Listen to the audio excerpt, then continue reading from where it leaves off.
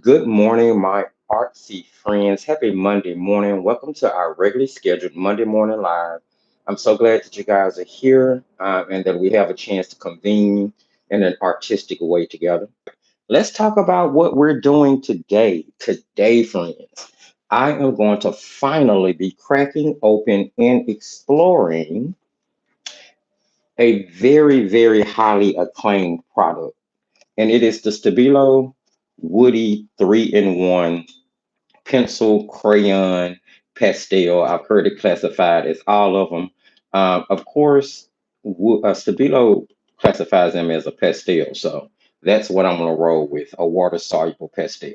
Okay, so let me start all of this off by saying this is probably one of the most recognized and talked about kids product on the market. Now, as I go into this first impression video, there's a couple of things that I'm going to be doing. One, I'm going to be kind of determining in my mind whether I need to do an additional video behind this one, or whether or not at the end of this first impression live, I feel like I'll have enough to tell you what I think about the pastels. Secondly, I'm going to be trying to use these in a fine art type of way, although they are a kid's product and they are marketed towards kids. Now, there's a lot of things I'm going to say about these particular pastels in this live. And I want to start off by saying that we're all different and we're going to all have different opinions on different products. Um, I might love something, you might not. You might love something, I might not. Now, there is a lot of hoo-ha about these crayons out there. There are a lot of people who love them, but there are a couple of things that I'm going to be mentioning throughout this live about from research that I've done about the pastels, and I want you guys to take it out with a grain of salt, keeping in mind that I'm going to be looking at these both from the fun art perspective as well as the fine art perspective. Okay, friends, today we're looking at the Stabilo Woody 3-in-1. This is a 18 multi-talented pencil or pastel set. These are water soluble. They have quite a reputation on the market. They come in a corrugated two-piece pull-apart or lid lift box, should I say. Now, this is a kid's product. This is my very first time taking a look at these. Um, and playing with these. So we're about to see. Here you're going to have an illustration on the front of the package of what the pencils are going to look like inside the package itself. There's a full illustration, and I'm going to talk about I'm going to talk about these pencils. Just know that you're going to have a pencil sharpener and a watercolor brush on the inside. You can see the illustration across the front of the package does definitely target kids. Now, if you flip the package over on the back, you're going to get information in several different languages. Here for the English translation, Stabilo Woody 3-in-1 is a multi-talented pencil, coloring pencil, wax crayon, and watercolor all in one. It's water soluble, strong covering power, and intense color, even on the darkest papers and glass. Interesting. Unbreakable, thick wood pencil with double XL lead, ideally for little children's hands. Okay. Right off, that lets you know that these pencils are probably super easy to hold for someone who has problems with gripping, arthritis, things of that nature. Okay. And I can go ahead and say off bat, I think that's the case just by looking at the size of them. Okay. For little artists who love using lots of color in creative ways, I do like the fact that they continue to stress over and over this is a kid's product. Okay. Absolutely. Got a little information here, not as much as you would expect from like an artist quality product. There's a QR code here for a video of coloring, probably. A UPC code. On the side, we do have production information. It's a registered trademark of Stabilo. Address in Germany, gives the website, and the product is actually made in the Czech Republic, which is interesting because it's a German company, but the product is made in the Czech Republic. All right, let's see. Anything else? That's pretty much all the information on the box. Let's crack this on open here. Directly on the inside, you're basically seeing exactly what you see on the front cover. It comes in a plastic tray. Let's just throw the box to the side, and I'm pretty sure anybody who knows me know that that box will become a sketchbook. Okay, so here we have 18 pretty large pretty large presenting, and I'm going to explain why I say that in a minute.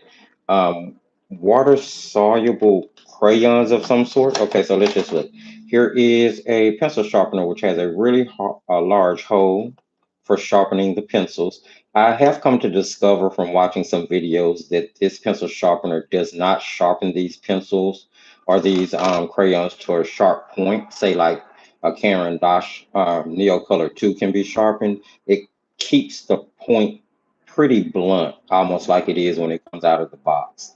So that was one thing that I paid attention to.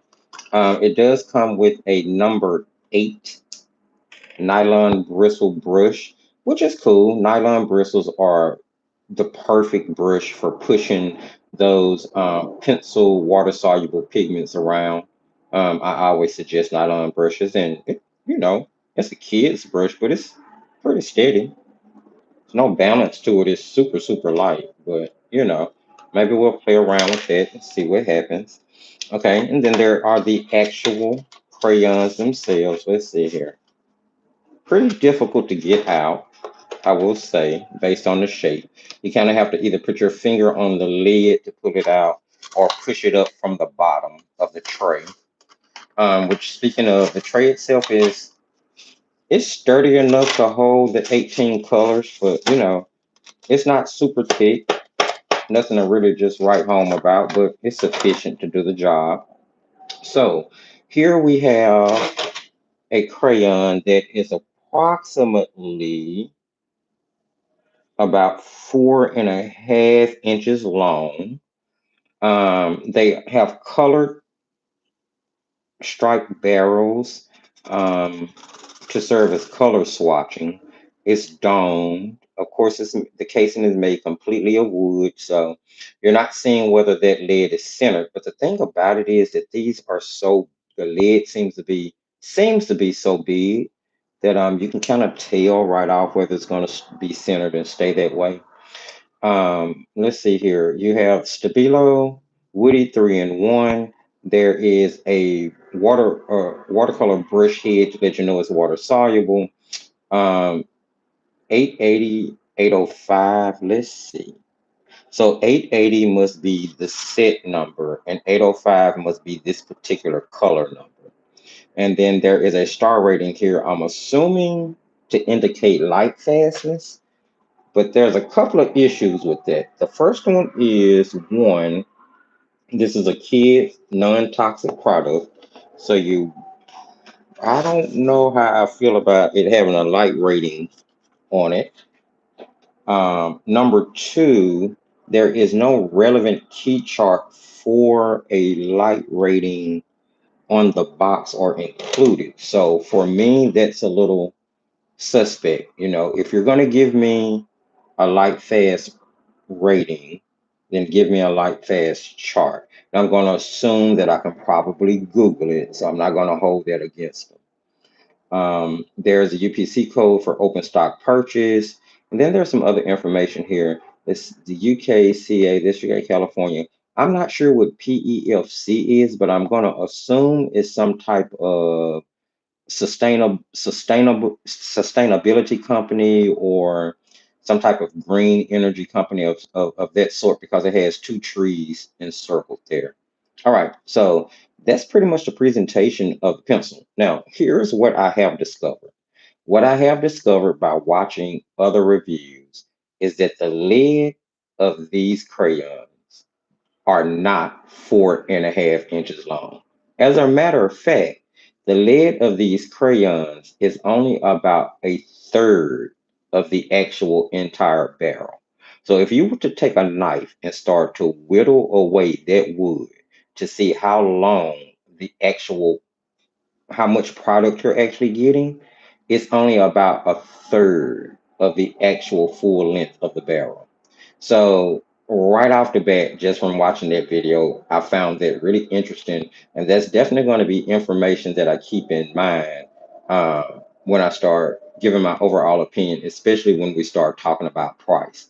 Because for the barrel to be 4.5 inches long, but you to only get a third of that in actual product and medium, that is going to play a part, in my opinion, of the price of the product. Okay, just so you'll know.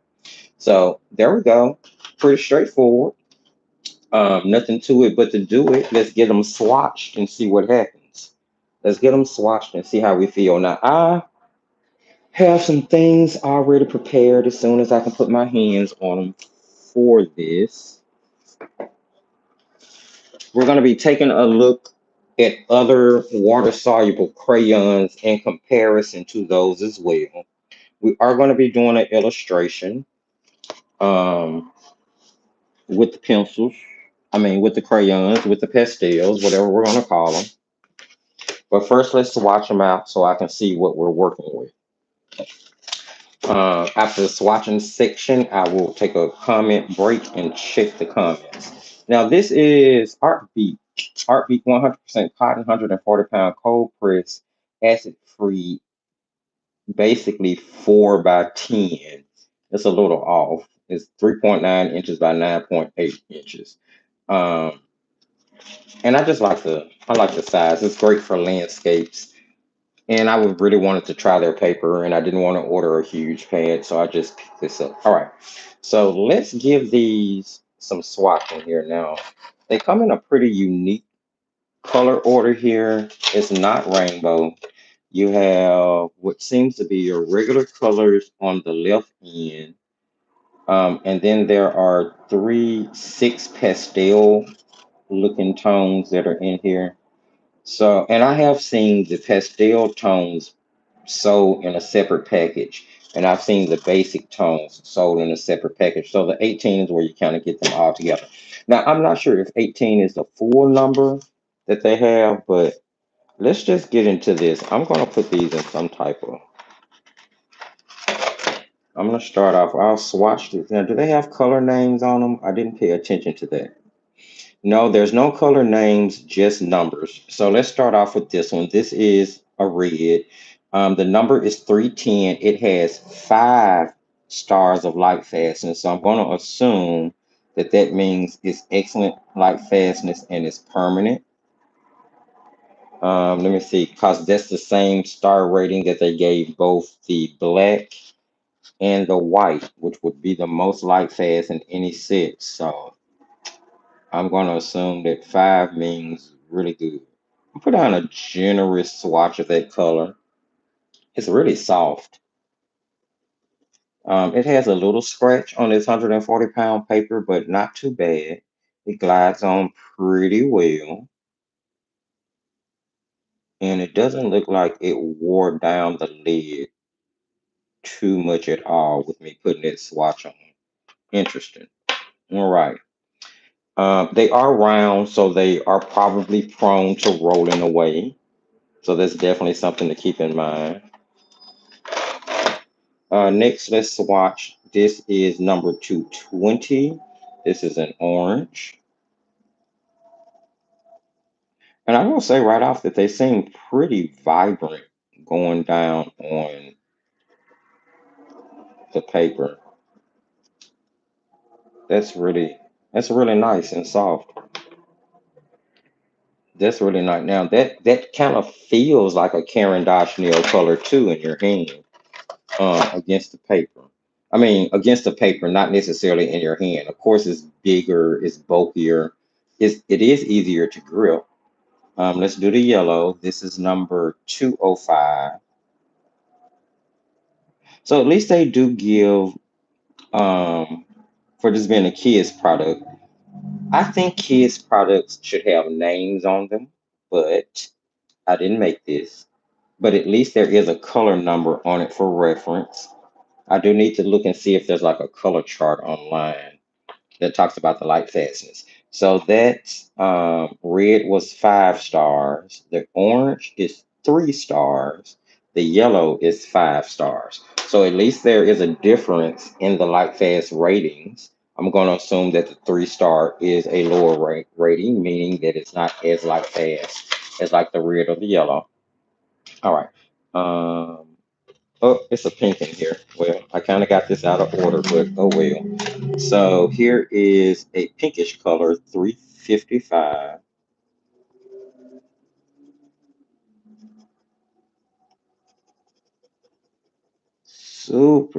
Yeah, super soft. They definitely feel like Neo Color 2s going on the paper.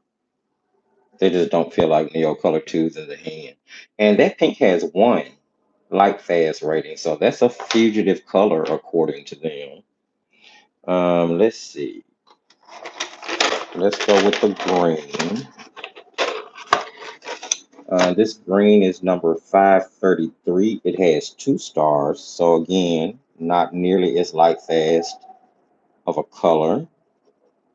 So it seems to me that based on their own star rating for light fastness, the primaries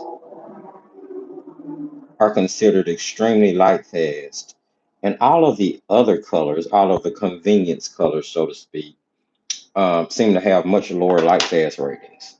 That's very interesting. Very interesting. Like I said, we're looking at this from both the fun art and the fine art part of things, okay? Next up, we have the blue, number 405. Oh, well, here's a primary with only 3 stars. Stabilo, what are we doing? What are we doing? It's a kid's product, Thrifty. It's a kid's product. All right. Very vibrant. I mean, even in its dry form, they're very saturated, very smooth. I love that. So that's your blue. All right, let's keep moving. Let's go with the violet, purple, whatever you want to call it. Although technically they're not the same. This is number 370. It has 3 stars.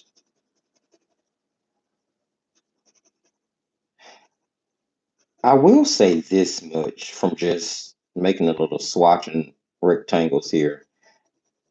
I could see having a major issue trying to do any small work or any detail work. Right off the bat, the thing that I feel is like these are going to be amazing for covering big backgrounds. Um, I could see them being maybe amazing in landscape. Oh, I wonder how they would work for plein air landscapes. Especially because you're trying to block in a lot of color at once and move really quick. I could see them. Maybe they'll be good in an application like that. Who knows? Um, Let me see what we got here. Let's go with the brown.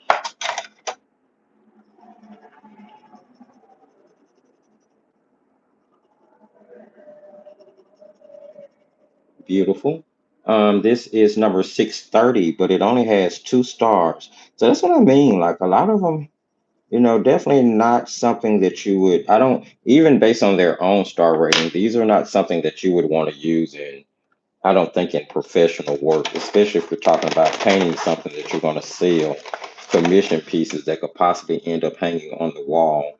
This is black number 750, and we're back to 5 stars for this one, which is should be expected. Black pigments are some of the easiest to come across and most affordable to buy.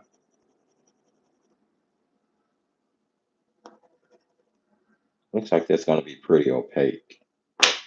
I love how soft they are. Let's go with, I'm just swatching now. Let's go with this. This is silver. Do I want to, hold on. Let's see. Where is it? Oh, it's over here.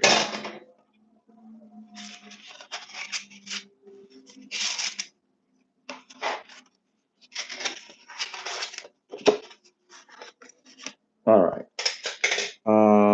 What were we swatching? Silver, number 805, 4 stars.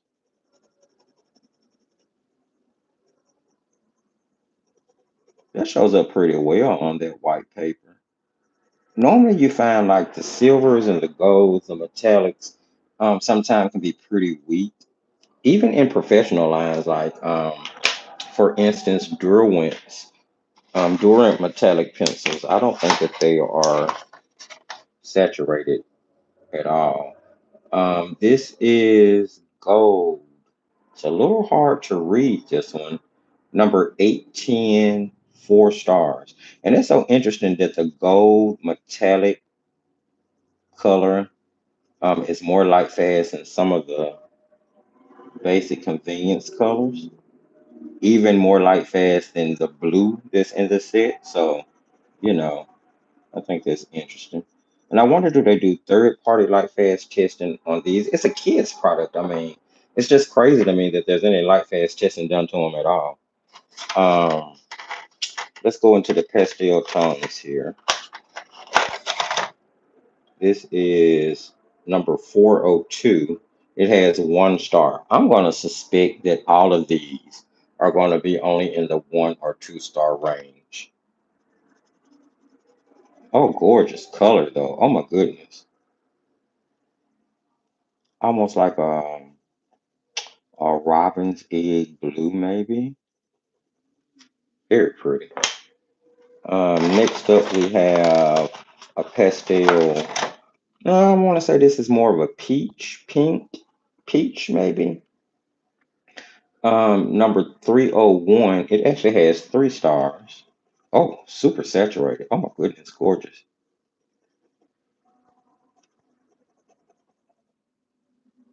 Very pretty, very smooth. Love that. Love that. Here we have pastel purple, which is number 303, 1 star. Gorgeous color though. These pastels are really pretty. Ooh, Thrifty pastel. These pastel shades are really pretty. And I will be starting a Thrifty Pastel Month playlist to put all of Thrifty Pastel Month video content for 2025 in one place so it'll be easier to access. I'm going to actually do that today. It will have the kickoff video with the pastel landscape with the watercolors in it. It'll have today's live in it because these are pastels that we're looking at and what we're going to be painting will turn out to be a pastel painting. Um, tonight's Creation Station video won't be in it because, of course, it's exclusive to Creation Station. This is pastel pink. This number is 302. It has 2 stars of light fastness. It'll have basically all of the videos from this month. And I'm going to update the watercolor calendar playlist as well. So this is pastel yellow number 201, 3 stars.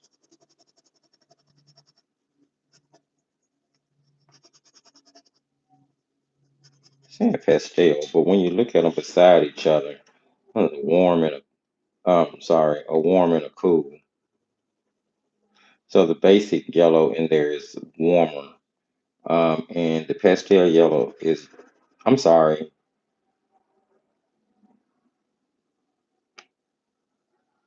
cooler. The basic yellow is cooler, and the pastel yellow is warmer, more lemon leaning. It almost looks like it is a lemon. Um, let's see. Pastel green number 503, 3 stars.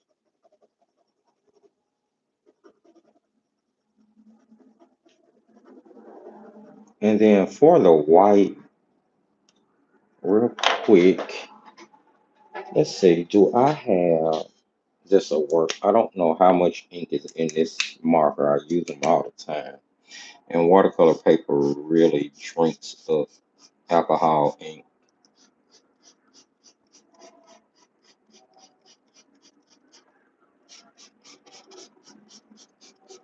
Okay, let's give it a second to dry, and then we'll swatch the white on top of it to see how opaque the white is. All right, let's break into these and see what we have here. I'm gonna rinse the sizing out of the brush that came in the set. Let's see how it works um, to move the pastels around because it's what you would have. I'm just gonna drag some of the water off of it on the side of my bucket as to not have too much. And let's see what we have here. Oh, nice. Oh, wow. Okay, the dissolvability is amazing. The brush that comes in the set would works just fine. Oh my goodness. Let me see. Let's drag that out a little more. How much color can we get there? Oh, that's pretty impressive. Yeah, that's pretty impressive for a kid's product.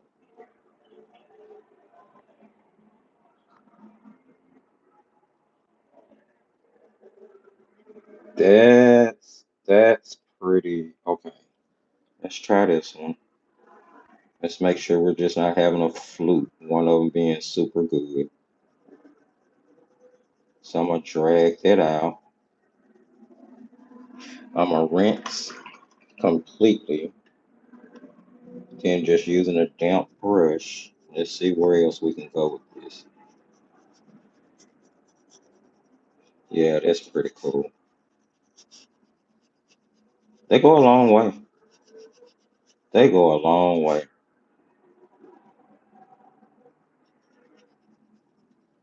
Oh wow. Okay. Okay. This is the yellow.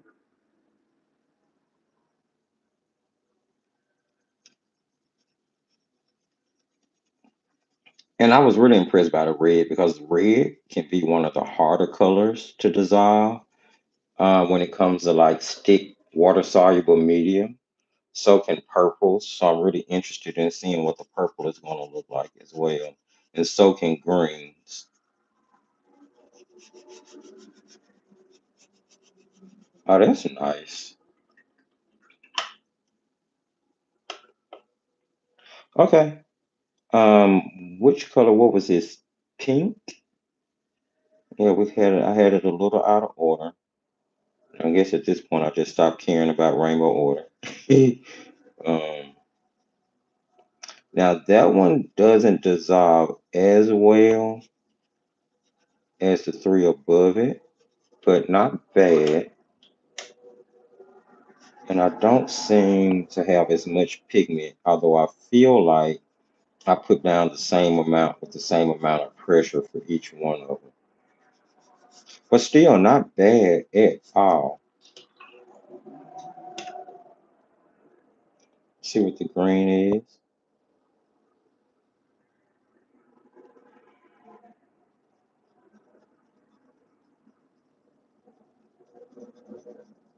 Okay, it's taking a little bit more elbow grease to get that green to dissolve. Have to maybe just a little bit more scrub, but it still dissolves completely. It's still super saturated. Lots of color and pigment. And you can just drag it. That is crazy. You can just drag it out. The pigment keeps going. That lets me know that these would be great for doing skies and water and landscapes. Maybe I picked the wrong illustration to do today with these.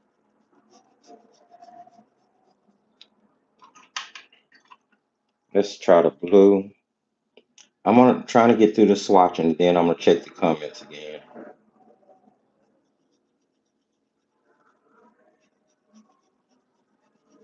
Don't forget that if you have any questions, you can just put a question mark before the question and after the question. That's going to help make it easier for me to recognize it inside the chat box.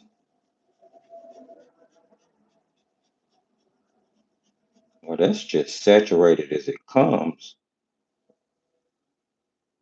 Oh,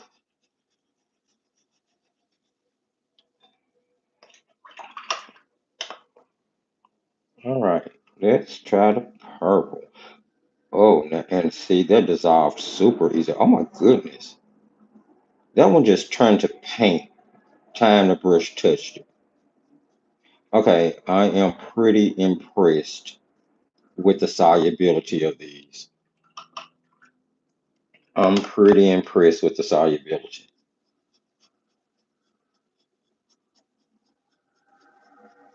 So that's definitely going to be one of the pros for it.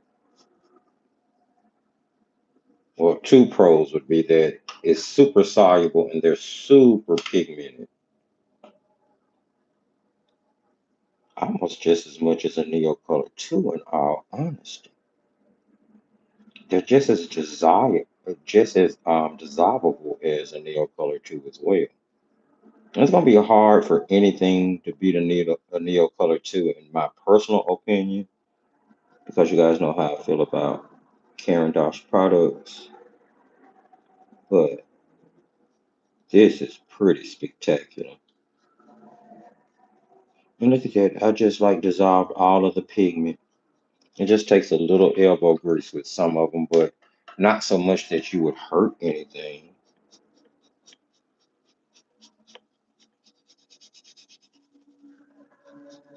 I can definitely see kids using these with super ease. So wish the light fast rating was better on them.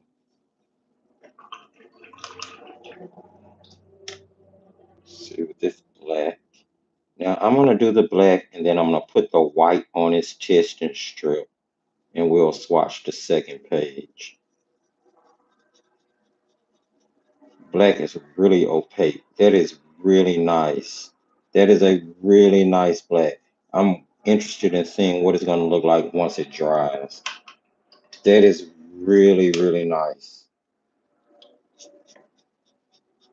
Oh, it's gorgeous. So opaque. Even when you thin it out, it's super smooth too. I love that. I love how smooth they blend out. Like once you drag that pigment out, like it's so smooth. You get a little um, sedimentation on the area where you initially put down um, the crayon or the pastel. Even on those ones where I scrub to make sure that all of that particular portion had been dissolved, there's still a little bit heavier saturation and pigment on that end, of course. And then I did drag them out with a lot less pigment on. I'm pretty impressive. The water solubility is pretty impressive, I have to say. Let's see. Let me grab the white really quick and let's watch the white here. Put down quite a bit of it because I want to see how well it's going to cover that black.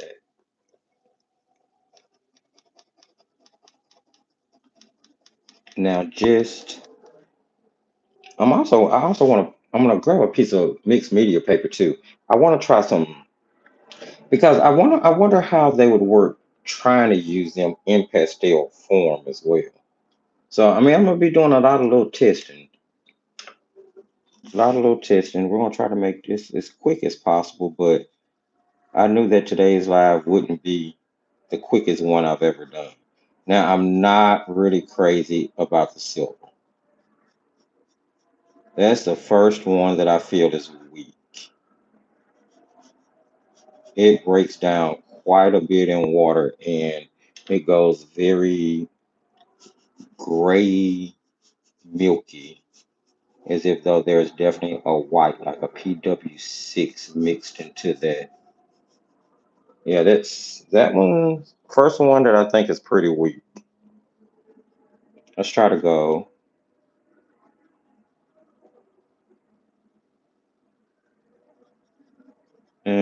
Sort of the same here. And I don't feel that this one dissolves as well as the rest of them. I have to really kind of rub it there. Those two leave a little bit to be desired, in my opinion, but still usable. Still usable.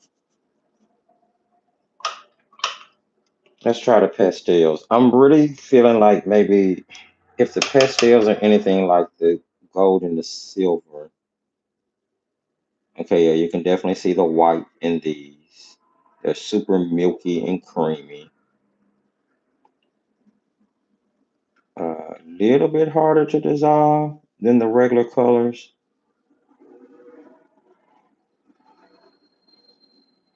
Much lighter in saturation than the regular colors as well. And I'm not talking about the color itself. I mean the saturation, the amount of pigment that seems to disperse in the actual color. And that one's nice. That one's really nice. That color is very saturated.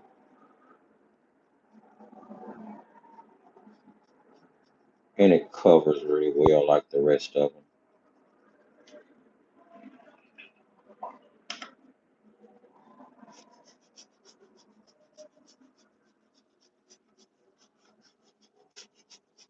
Yeah, I like that one.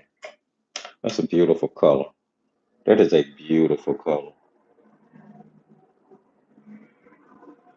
You can definitely tell these have white in them the minute the brush touches it, though.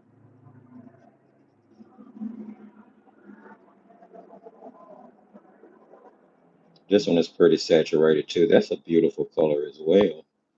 The pastels are pretty.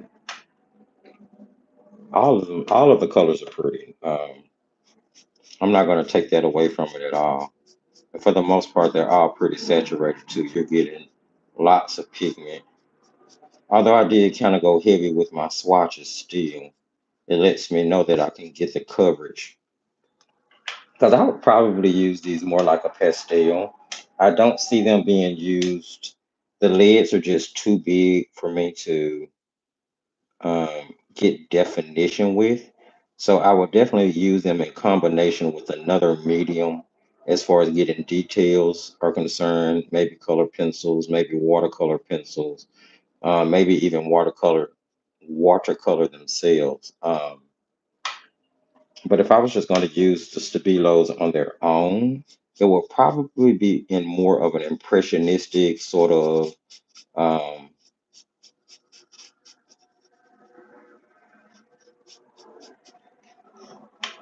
oil pastel sort of way. Like I said though, in today's live, we're gonna try to use them for fine art. We're gonna see what happens. I'm gonna be doing one of my holiday paintings with them.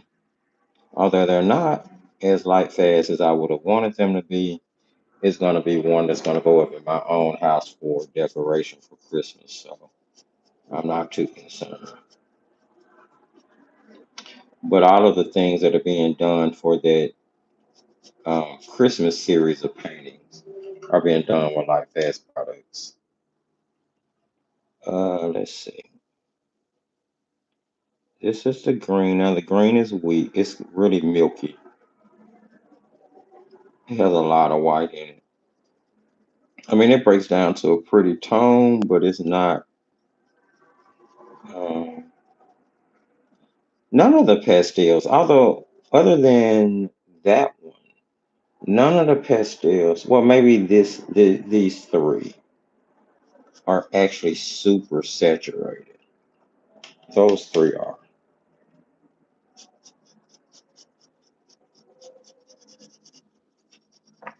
I mean, I can see an application for them, though. I can definitely see using these in combination with other things that I'm just doing fun art projects with. Now let's try this white. Let's see what we have here. It's not opaque, actually. It's pretty transparent for a white, and it doesn't dissolve as well. Add some more water to that. It milks up, but Yeah, I don't know about that one. I would probably only use that one in dry form for like highlights or something. Definitely don't care for that. All right. So there's the swatching, friends. That is all 18 colors from the Stabilo Woody 3-in-1 set. Um, Opinions off of this is that for the most part, all 18 are pretty saturated. I love the range of basic colors, how much pigment they seem to give off, the ease of solubility. As far as the pastel tones are concerned, they are pretty for pastels. I think the silver and the gold are a little on the weak side, but nothing too terrible. I'm not crazy about the white, but outside of the white, um, I would say all of the other colors are actually pretty decent. They dissolve really well, got a heavy pigment load payoff. I question the light fastness of most of the colors. Um, if I was going to be using these in any like fine art painting that I was talking about selling or hanging in direct sunlight, I would probably only be using the red, the yellow, the black, the white, and believe it or not, the silver and the gold are considered pretty light fast as well. But I would need to go and do some research on their light fast ratings, see whether it's a third party light fast testing, whether it's in house light fast testing, things of that nature. Anyway, so there you have the swatching. I think I'll try to do maybe, should I do some color mixing with them? I think I want to try to do some color mixing with them, and I definitely want to see if they will smudge uh like a will smudge like a hold on, let me turn this off. That's my work phone. It continues to go off. I normally have it silenced, but and let me grab so what I want to do is I'm gonna grab a piece of watercolor paper and I want to grab a piece of mixed media paper if I can put my hands on some. Which speaking of, well, I'll show you guys that in a minute. Where is some mixed media paper? Okay, here's a piece of that Canson graduate paper that I was working on. Let's see here. I'm just curious. Let's take the red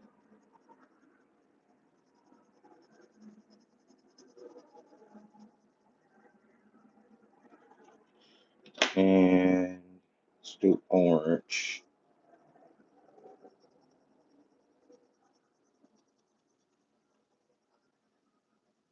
Just kind of overlap that on the red a little bit. And then let's do yellow. We'll overlap our orange. Basically trying to see the type of blend I can get. First, I'm going to take my finger and see if I can smudge that. So that will move with some smudging. So, okay, you may could do like some oil pastel techniques with them. I will say that they are thick and the application is definitely going to um, cover the tooth of the paper quickly, especially depending on how toothy the paper is. Let's grab our water brush and let's see the type of gradient we can get with that on mixed media paper. Keep in mind this is mixed media.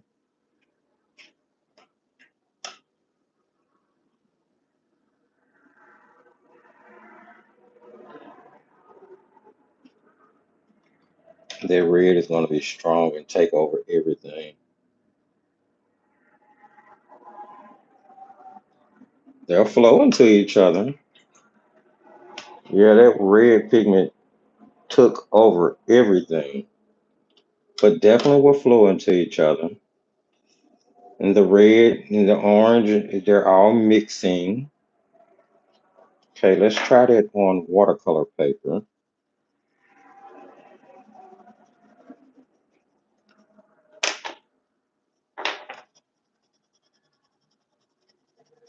See the difference. Oh my goodness. All of a sudden, I missed a popular. Okay. And then let's try mixing some stuff together. Let's do blue, uh, yellow,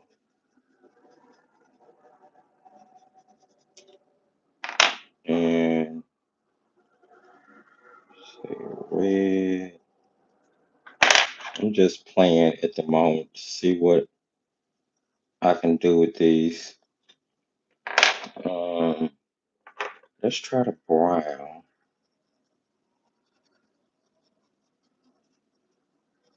and the blue and see if that's going to give me a neutral I can use. Now I'm testing them for their water soluble watercolor kind of aspect ratio. Um, because I've heard them compared to Neocolor 2s so much. So I want to see if they're going to perform in the same way a Neocolor 2 will. All right, let's see here. I'm still using the brush that came with the Woodies, which is pretty impressive, I have to say. Pretty impressive. Gorgeous, gorgeous, gorgeous, gorgeous, gorgeous, gorgeous. Gorgeous blend. I like them much better on watercolor paper than I do on mixed media paper.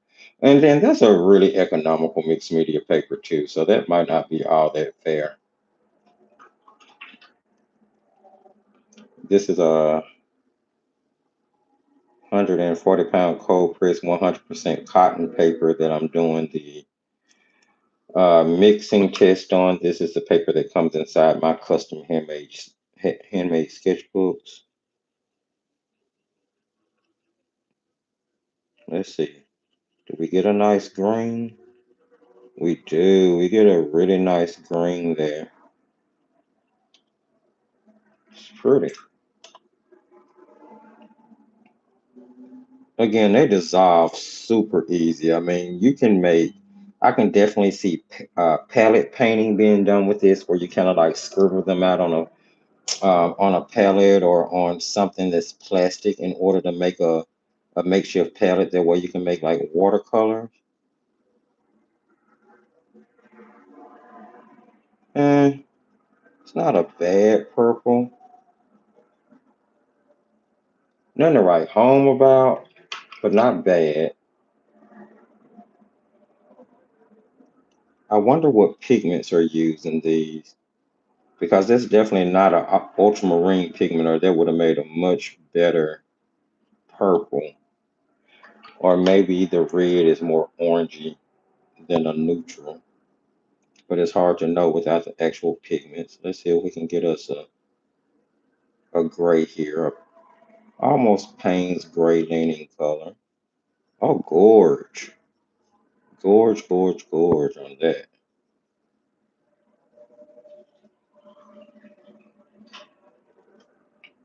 And then let's see if we can get more of a sappy green color. That's a little bit more natural looking. This is more of a neutral green. It's not bad. Looks like it'll be a great mixing green. Look like maybe a little phthalo-ish. Phthalo-ish. Let's see what we get here. That's not bad. So yeah, definitely they have great blendability, great mixing ability. Not really crazy about the purple that was made, but you do have your standard purple in the set, and you also have the pastel version of that purple in the set.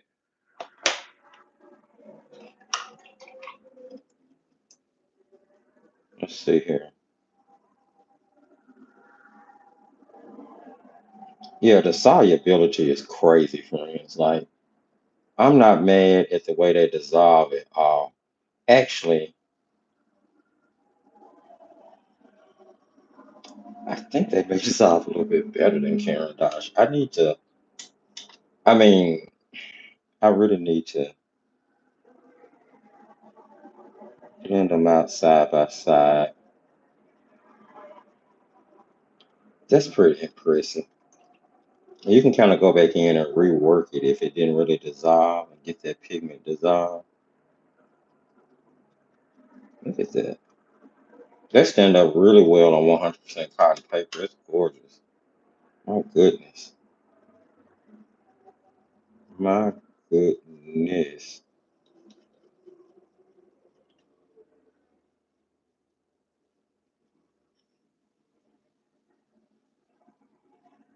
That is gorgeous.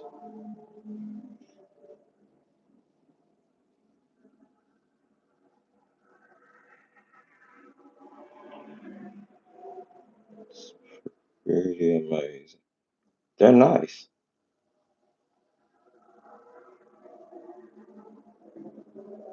They are.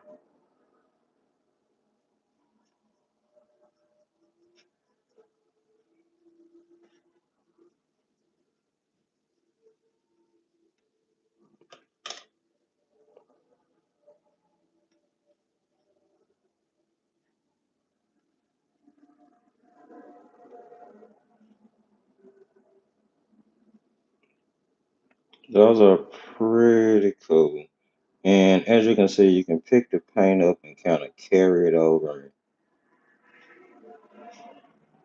paint with it. So you can definitely make a palette out of them. You don't have to just use them with the stick. Although I feel like that's sort of the point of them, though, right? I don't know. I just feel like, and see, I'm literally picking up paint from the swatching area and painting with it. So that's pretty impressive. I don't know. I like them. I like them. I like them. I think that's cute. I think they're cute. I do. I think they are pretty cute. Um, the fact that you can go back in and rework them like that is crazy impressive.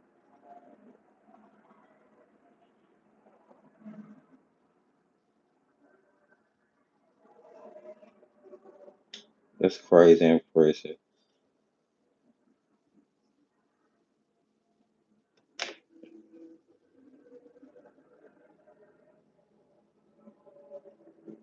Let's see. Now, how much color can I pick up from just that little swap? Wow. Seriously. Okay. I'm not mad at these at all. I'm not mad at these at all. These are really nice. These are really nice. Um, let's jump into a painting with them right quick because I know we're probably about an hour in right now. And I would just continue to sit up and play with these things all day. I really would. So let me put these to the side and let me show you what I have. I'm working on Soho Urban Artist paper here. As soon as I'm gonna check the comment section just a second. So I'm working on Soho Urban Artist paper. This is 140-pound cold press acid free, 25% cotton. This is the paper that I use the most for my own personal use as far as an artist grade paper is concerned. It's very economical. This paper is made in Malaysia, so I'm not sure who may white label it, but it's a pretty decent paper. And this is a 9 by 12 watercolor block, 20 sheets in the block. I think it was 6 books. So it's a really, and I've used it. You guys have seen me using Soho forever. So here's what I decided I'm going to tackle. I am going to tackle painting a bow.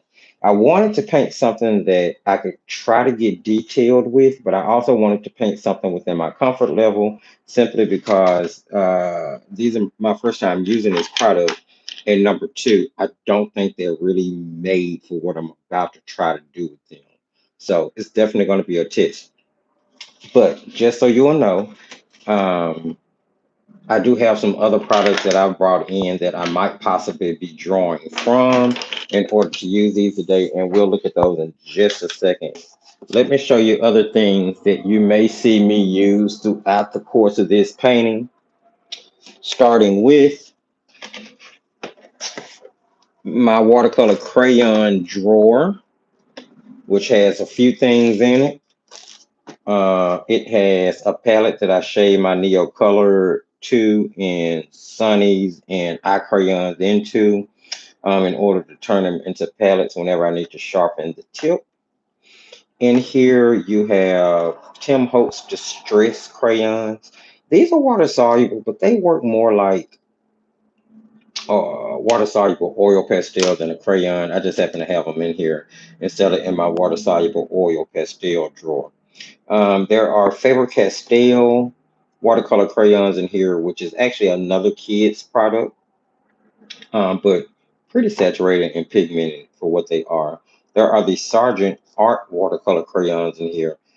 These actually are more probably like a watercolor pencil based on the hardness of them, but they work really well in the watercolor crayon realm. I believe they're white labeled by Mongia, so there you have that. I have some Caran d'Ache Neo Color 2s. Now this I originally had a 15 count and then I started to order some open stock and I just have the rest of them inside this Sunny crayon tin. So this is Sunny. This particular set came off of Temu. So this is the Sunny watercolor crayons. And they look so eerily similar to the Neo Color 2s that I'm able to put Neo Color 2s in there and you're not able to tell which is which right away. Not unless you automatically look at the name branding. But yeah, so I have some Sunnies in Neo Color 2s. I also have the full classic set of the iCrayon 25. This is these actually work more like a wax-based pastel as well. Um, I don't think they're as dissolvable as like the Neo Color 2s, as any of the other ones I've named. They're not as dissolvable as the Stabilos either. But really nice product, really economical product, and you can use them all to do the same thing. And then there is the 25 European set of eye crayons. So this is a little bit different color palette from the other one, more, of your European color schemes, but very nice saturated colors. So I have all of these different watercolor crayons, so to speak. Um, and I'm going to possibly be pulling from and working from some of those, especially for some of the detail work, or I may just stick to the Stabilo and try a bunch of different techniques, including palette blending and working directly from the lid of the pencil itself, crayon itself. So we will see. All right. So let's get started here. Like I said, I wanted something kind of big, pretty simple, but if it turns out nice, I'll be able to frame it and put it up with my holiday things now. What color do I want to go for here? I guess I'll do my bow red, right? It's Christmas, big red Christmas bow. Do I want to do red? See, I want to do a red bow. Um, yes, I do, but I kind of want to do pink first. Decisions, decisions. I'm just gonna start in. I'm gonna start in with the red. We're gonna see how this is gonna work. I feel like these are gonna cover super well.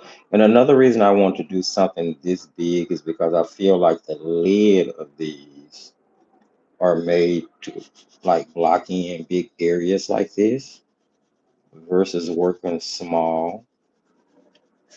And just based on the swatching, I know that they're really pigmented. So for a really light diluted layer, I don't need to cover a lot and I don't need to press hard at all. And I'm keeping my pencil lines strong just to keep the structure. Again, first time working with these. And I'm also working on only a 25% cotton paper versus 100% cotton because products like this, in my opinion, tend to work a little bit better on the more budget papers, but that's just my experience.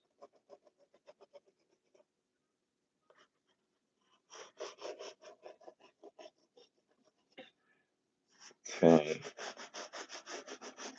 Now I feel like I'm probably gonna lose my lines. It really just depends on how transparent this red is as I start to blend it out.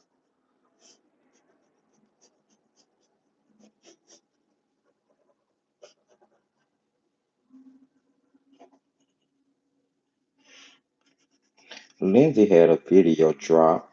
I need to catch up. I also need to go check out Dawn's video. She just had a new video drop. Dawn is one of my artist friends from Belize. Uh, we have a couple of collaboration videos that we did a few years back here on the channel. One of them was an eagle, a couple of other ones. Okay, I think I want to just start with this. Shouldn't be too strenuous and complicated to get this done. I'm going to use the brush that came in the set, I think. Let's see what we have happen here.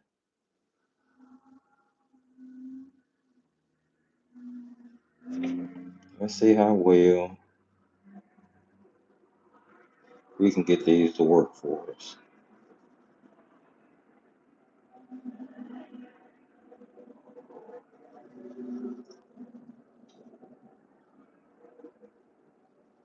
They're dissolving okay.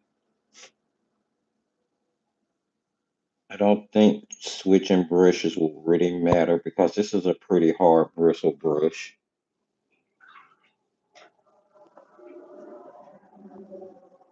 So I don't think that'll make a big difference. I could see a water brush probably working well because you would be continuously feeding water.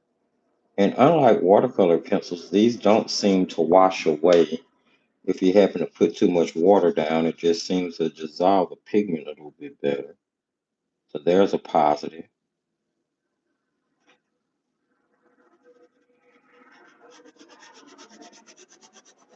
I'm definitely gonna lose my lines, but that's okay.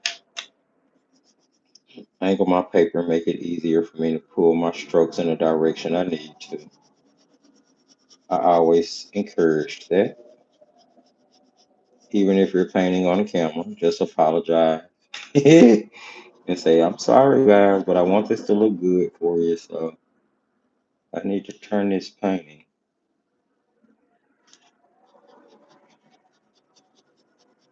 Now, I'm not sure if it's because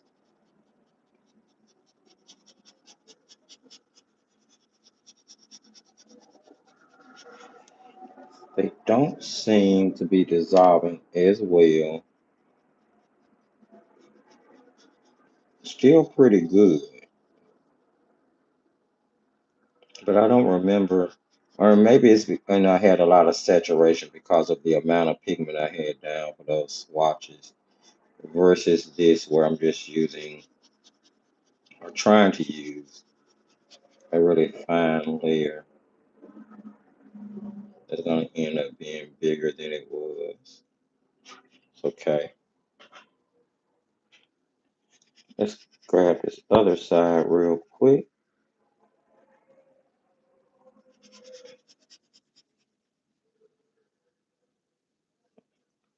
Now, if the pigment is heavy in certain areas, I have noticed that the brush will push that pigment to the rim, very reminiscent of the way watercolor pencils and most other water-soluble stick products work. I'm not being too careful with the way I'm blending this first layer. I just want to get the pigment blended and the base layer down and covered.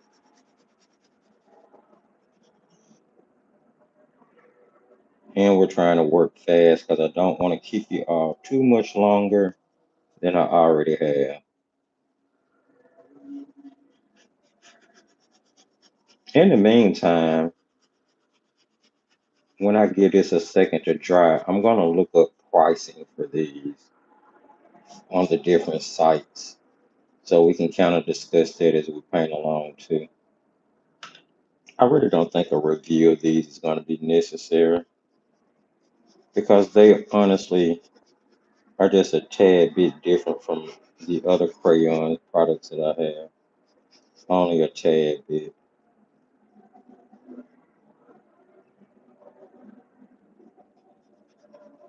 I'm really impressed with this little brush, if the truth be told. It's a pretty decent brush inside a kid's set meant for pushing pigment around. I'm not sure how I would feel about it as a watercolor brush, but for this type of application, it's pretty bad.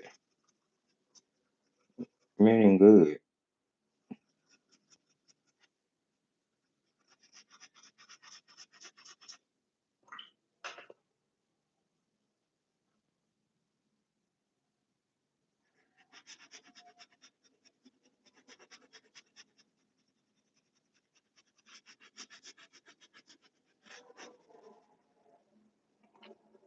Might have to pull out my hair dryer to dry the paper so we can move along quickly.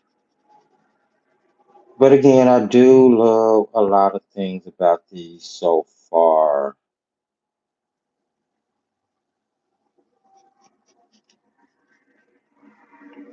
I could definitely see myself using these in a lot of different fun art projects, crafting projects, maybe journaling making projects, sketchbook making projects, ephemera, things like that.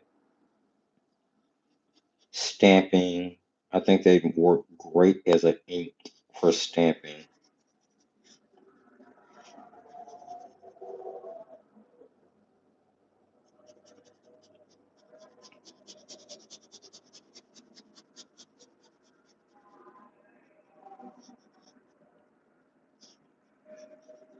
Yeah, it would definitely move a good amount of pigment to a certain area. So you do have to be careful of that.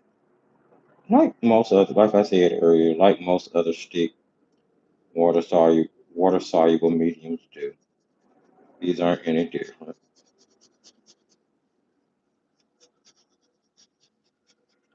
And that really had more to do with the amount of pigment I had in that area. So I'm gonna add some water to that and see if it'll dissolve out.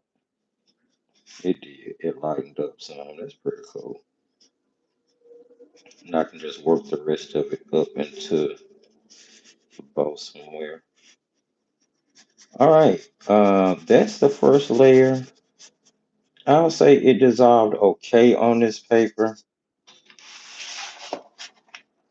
Next, we will go in and try to put on um, a layer in a watercolors type sense where we'll be using the palette method to see if we can add on a second layer, get a little bit better coverage, maybe a little bit less of the sketchiness. Now, I wonder because I can't really, hmm,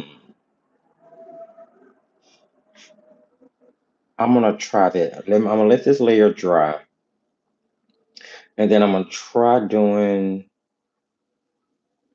let this layer dry. Then we're gonna try the palette layering method where we actually scribble the crayon out on a palette or wooden, not wooden or plastic, create a wash, see if we can lay down an even wash to get a little bit more consistency on the tooth of the paper.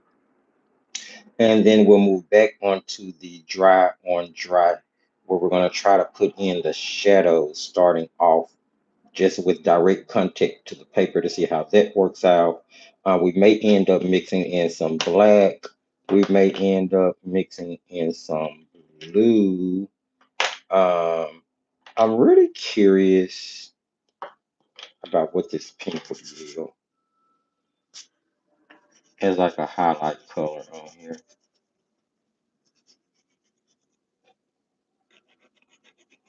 Like on some of this.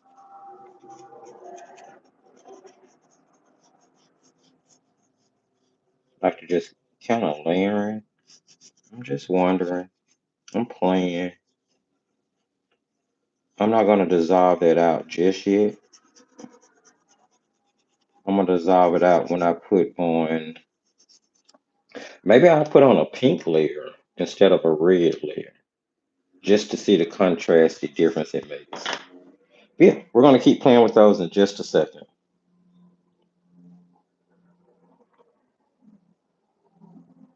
You can find more info on Stabilo page. If you go to properties tab, you can find light fashions, but it does not show the legend for its ratings. I love Woody's for playing. I tried to find two portraits I did with them and post in the community page. Absolutely. Go for it. I will definitely check out their life fast ratings in just a second. First, I want to talk price. 'Cause like I said, I don't think I'm going to do another video on these. So I'm going to work all of this into this live. Let me see. I need to go to Amazon. Let's go to Amazon first while we're waiting on that first layer to dry. And let's look at the Stabilo, Stabilo Woody. I guess they call it the 301 pencil. All right, so this set that, oh my Jesus, on Amazon,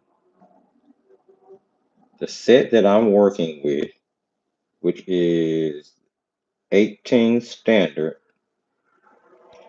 is $42.95. Now, let me say this. They were donated to the studio. I did not pay for these with my own money. But right off, I can tell you I probably wouldn't have. Just gonna tell you now. Simply because I know how much media is actually in these barrels. Simply because I know that the barrel itself is 4.5 inches long, but you only get about an inch and a half of media in that barrel. The rest of it is just hollow, solid wood. I know this because I've seen someone take a knife and whittle it away on the other end, watched it second by second in real time. So, with knowing that this is only 18 colors of about an inch and a half of pigment, they're not all considered light fast for $42. That's a stretch. I'm just gonna say there. I don't care how great the solubility is. I don't care how wonderful they work, but that's a lot of money for the amount of media you're actually getting, especially for it to really target kids. I'm gonna throw that out there. I'm gonna say that. Some people may agree, some people may disagree. You are more than welcome to your opinion, but I stand 10 toes down no matter how great of an experience you've had with using them, that 18-inch-and-a-half media sticks, when you're advertising 4.5 inches, is worth $43 plus tax plus shipping. Nope, absolutely not. All right, let's see what price. Let me see if I can find them somewhere else. Maybe they're cheaper out there in the ethosphere, and you don't have to get them from Amazon. Let's see. Stabilo, Woody, 3-in-1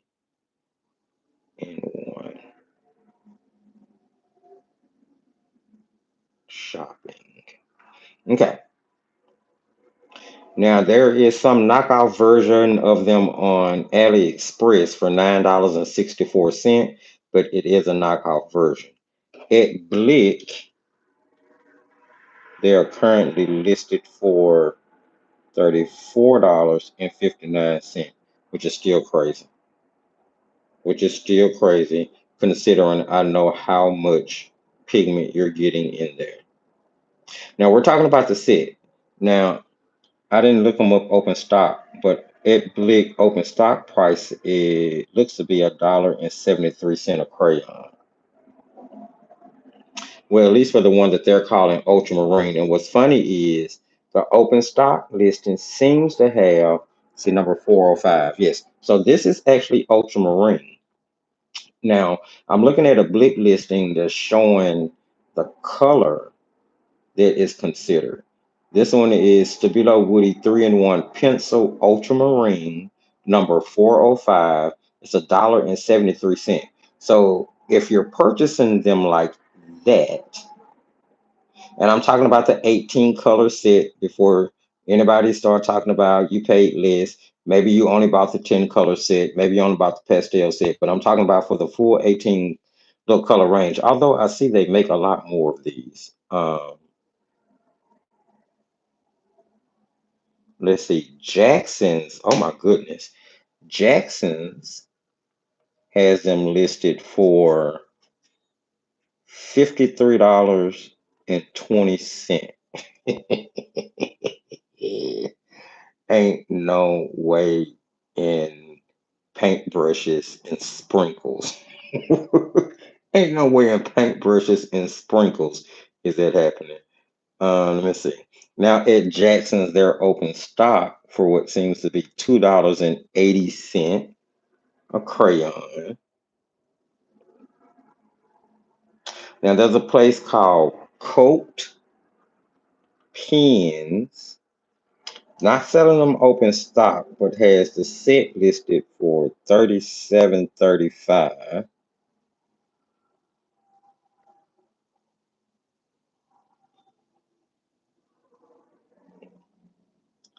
Uh,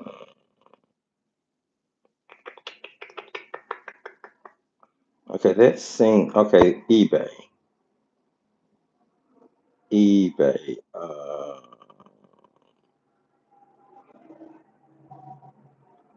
Craftalier. There's a place called Craftalier that has them listed at $39.79. Yeah, so the places that most people would up and order them for, I don't see them listed at Jerry's at all. I don't think Jerry's carries them, but the major stores, the major places, Amazon has 18 color set for $42.95. That's a no. Blick has them for the 18 color set for $34.59. That's a no. But at $1.73 a pencil, I think for an inch and a half of media, $2. That's a lot. That's a lot for a kid's product. I'm sorry. That's just a lot, no matter how you break that down. Especially considering that you do not get 4.5 inches of media. Um, at Jackson, the 18 color set is 53.20. The cheapest is Blick at 34.59 for the 18 color set. Now you have to make the decision for yourself. You've heard me rant and rave about how pigmented they are. You've heard me rant and rave about how soft they are. You've heard me rant and rave about how water soluble they are. Um, Now you have to take those things that you've heard me say positive and compare them to the fact that each one is 4.5 inches, but you're only going to get about an inch and a half of media, and you're going to be paying roughly $35 to $50 for the set, depending on where you get them from. Now, in my head, in this economy. As someone who tries to look for budget products, the pricing makes absolutely no sense to me based on what you get. Okay. But they are an absolutely amazingly fun product to use. And I'm very happy that I've had the chance to experience them and try them out. Now, let me see if I can grab. Do I have a halfway clean palette that I can work on? Let me see. I don't think I do. I never really do. Oh, well, here's one that's halfway clean. Clean it out a little bit more.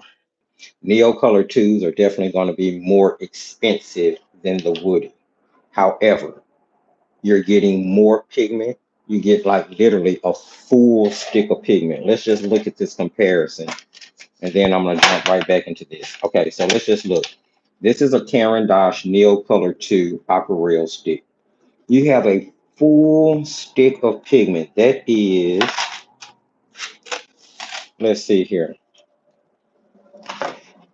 You have a full stick of pigment, 4 inches of pigment, solid pigment, nothing hollow. They're going to last a really, really, really, really long time. They are just as soluble as these. They are just as saturated. They're just as bright. And the major difference is that this is a professional product. So you're going to get many more light, fast, pigment stable colors in this set. And that's not to say that the Stabilo is not a professional set. Let me throw that out there before anybody jump on me. I'm just saying that this is a more tried and true tested product, and it's been out on the market much, much, much longer. So they've had time to invest in creating the products with light, fast pigments. Okay, for the most part, every set is going to have fugitive pigments in it. Never be fooled by that. Whereas, okay, now let's look at the Sunny crayon. Now this crayon I got off of Timu. It is a Caran d'Ache dupe. It's 4 inches long. It's a set of 12 for like $6.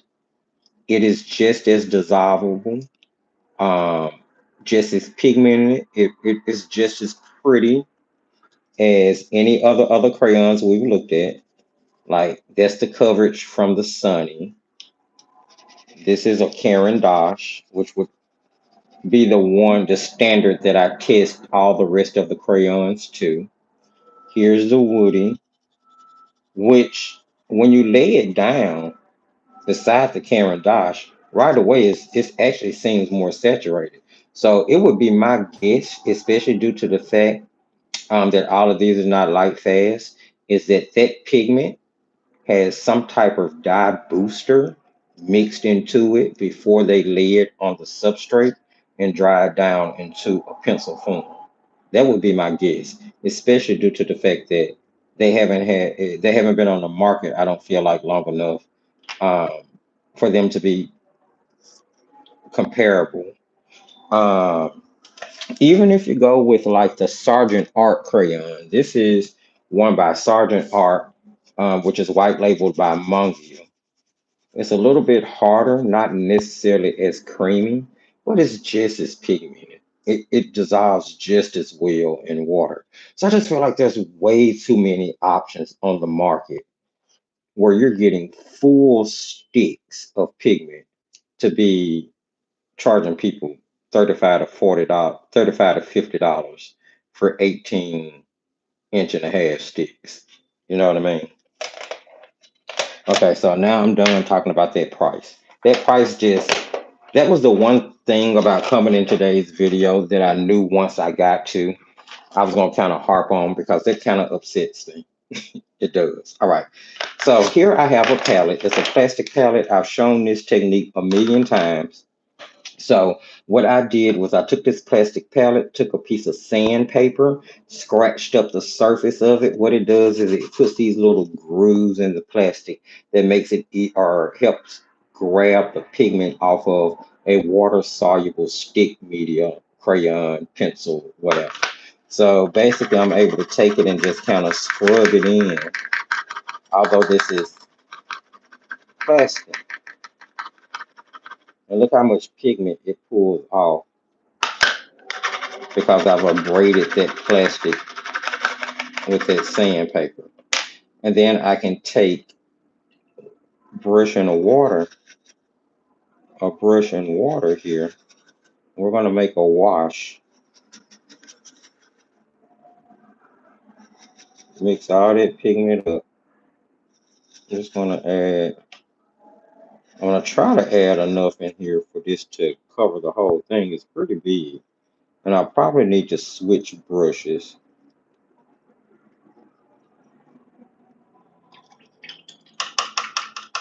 Now, I started with clean water. I will admit that my rinse water has gotten pretty dirty. And the only thing we really have done, I'll show it to you.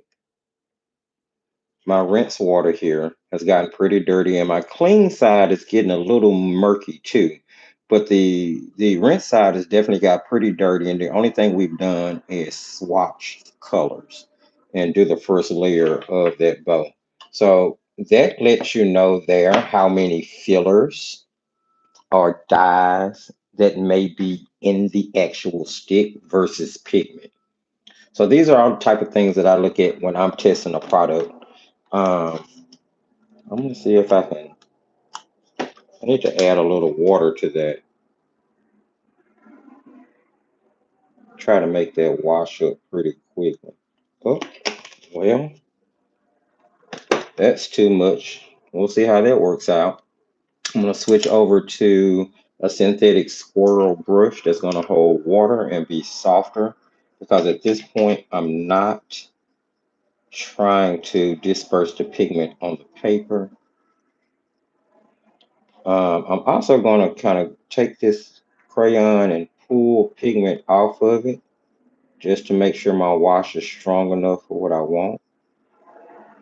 This is another technique. I'm just being careful not to touch the wood. And I'm going to be sure to give that time to dry before I try to use it again directly onto paper.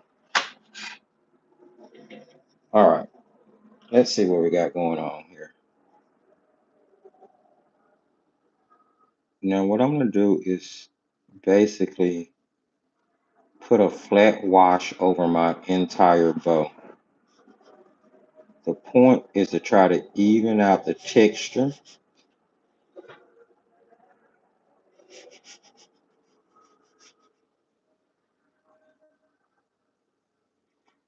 and to show you a different technique that you can use with the crayon. You can use this technique with watercolor crayons, watercolor pencils, watercolor oil pastels, anything that's like water soluble in a stick form. This is just going to help fill in tooth, give you a little bit more solid look, especially if your first layer was grainy or had too much texture for you.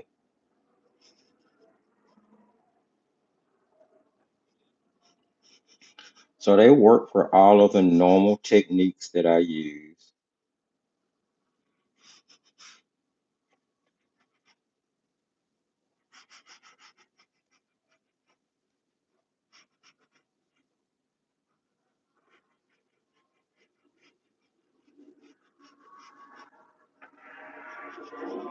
Alrighty, let's just get this filled in real quick. I'll probably grab the hair dryer to dry this layer, so that we can move on. But as you can see, it just made it a little bit more solid, filled in a little bit more too. And you can actually make an entire palette out of these and take it on the go with you. Take you a piece of watercolor paper, just like you're making swatch blocks, and scribble the colors that you want to paint with on that block. And then you can just reactivate them with a brush on location and paint from them. Just like you saw me doing when I was doing the color mixing. So a very versatile product. I'm not going to poo-poo on any of the positive aspects of them, because they definitely have some positive aspects.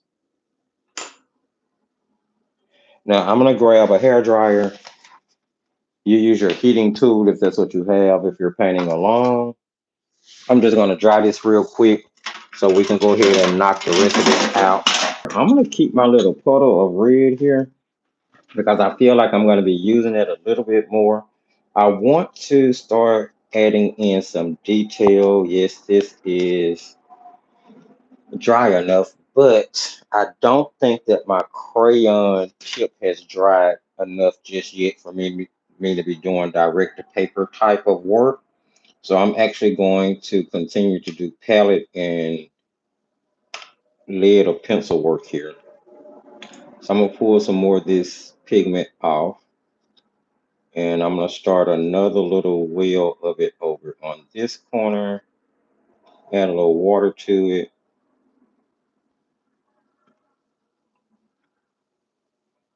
Get me a nice wash of color going here. Very saturated, more pigment than water in this one you want.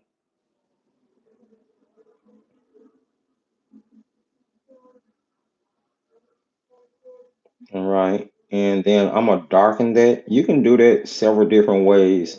Now, the most lively way to darken that will be to add its opposite, which would be green. Or you could use black if that's what you wanted to use. Um, I'm gonna try a little green and see how this works out.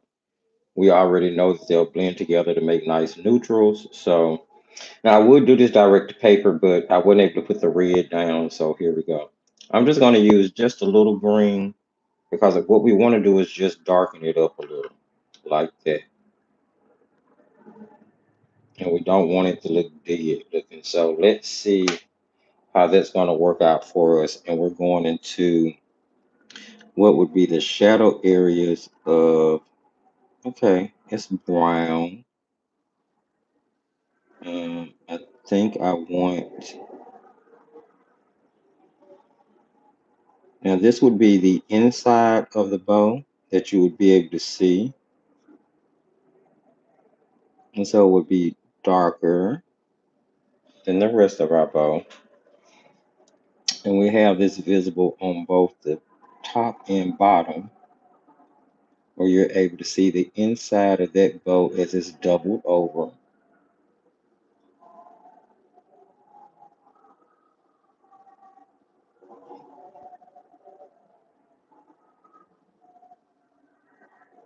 And it right away starts to add dimension to the bow.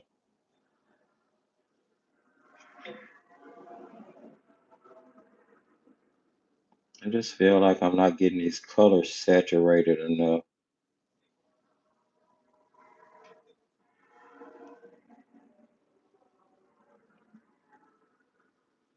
But nonetheless, we're going to keep working and go ahead and knock this out.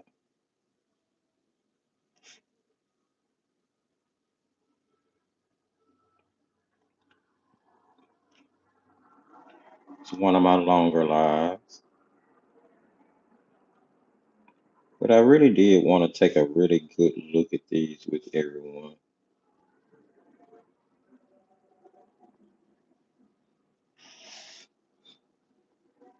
Um, because they are, in a sense, a pastel. And I feel like they fell really well into Thrifty Pastel Month, which is why I kind of waited to unbox and start playing with them.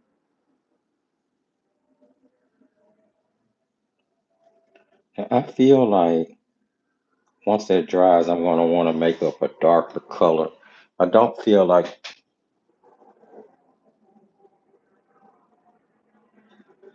I don't feel like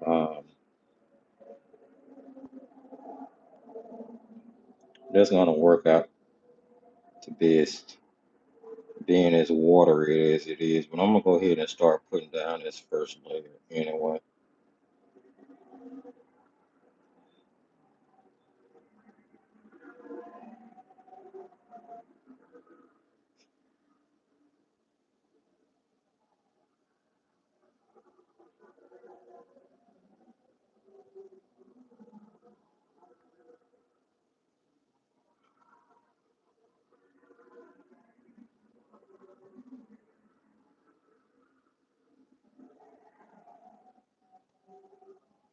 Everything is really watery right now. I'm really just kind of drawing um, in where I want my darks to be. Then I'm gonna go back in and fill it in. Make it much darker so that the contrast shows better. But since I had this really watery wash of this color, I figured why not just go ahead and at least start attempting to add some shape to the bow. I think I want to wait on that.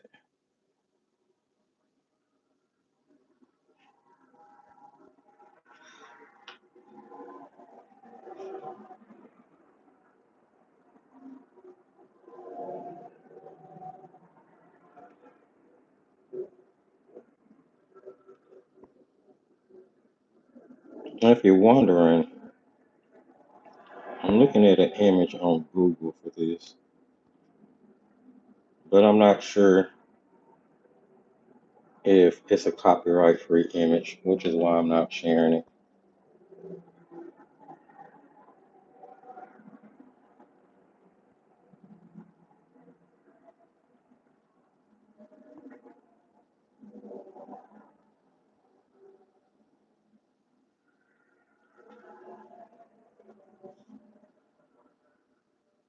Alrighty then. I think that's a great place to start. I need to mix up more dark, and I definitely need to mix up. It's very interesting. When you water it down, like start to make washes with it, you really have to keep in mind, you really have to keep in mind pigment strength versus the amount of water that you're using.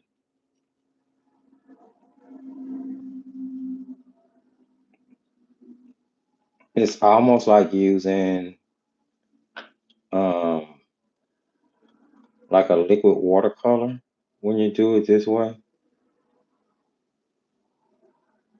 So what I'm about to do now is attempt to put on a secondary, and yeah, I'm using the same red because I don't want to,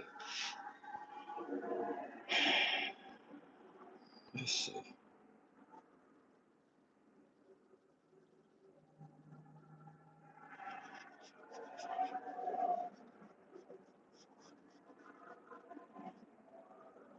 I'm just trying to spruce up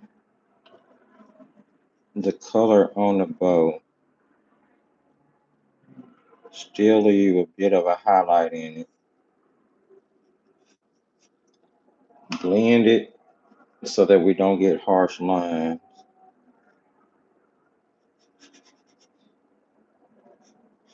And it's a little different working with this pigment.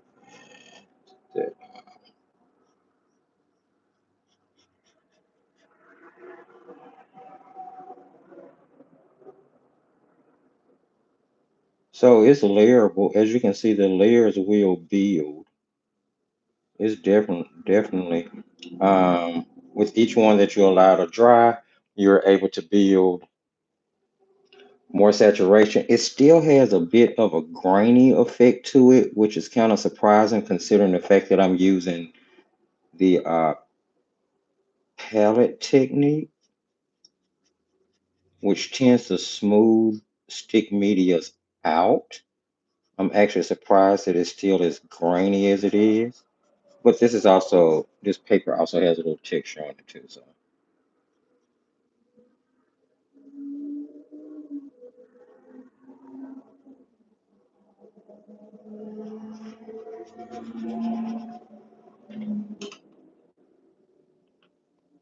and I'm just trying to keep it a little light where there will be a highlight that we're going to be emphasizing a little later on.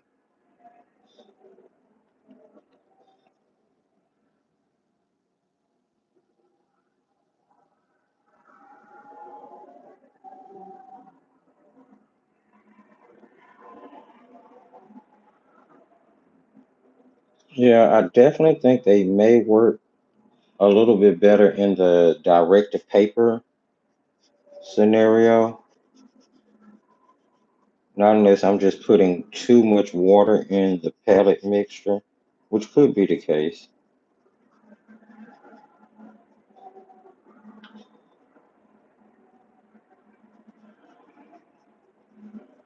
But I feel like if I just keep layering, I'm going to eventually get to where I'm trying to be with this.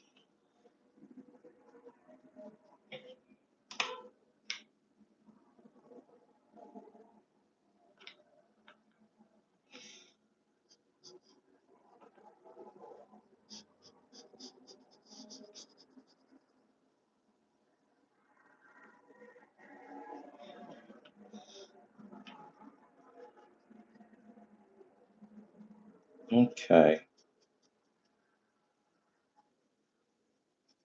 let's see if we can start adding on our actual shadow color now in order to go ahead and wrap this up. I could sit here and play and build more layers and build more layers. It seems to be something that will allow me to do that.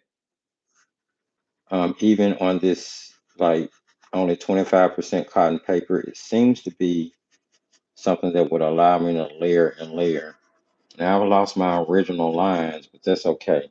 Let's see if I can actually make a color that's dark enough to go into the shadows and make it look like something. Now we know that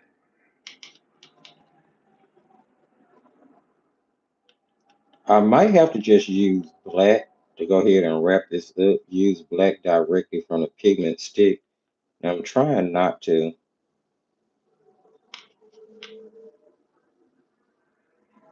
You guys got to be seeing Thrifty. What are we painting?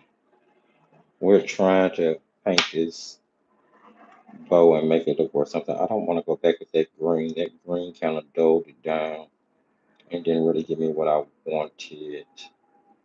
I'm gonna try some black. Why not? Just a smidget of it. Well, if I could, let's see. Excuse me. Let's try this nylon brush. See if it'll pull more pigment off than that soft squirrel brush will.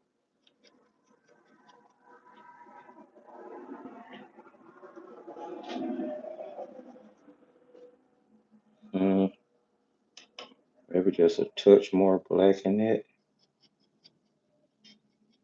Want it like a dark burgundy color.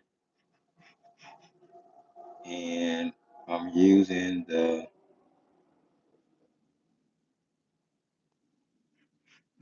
nylon brush instead of the squirrel.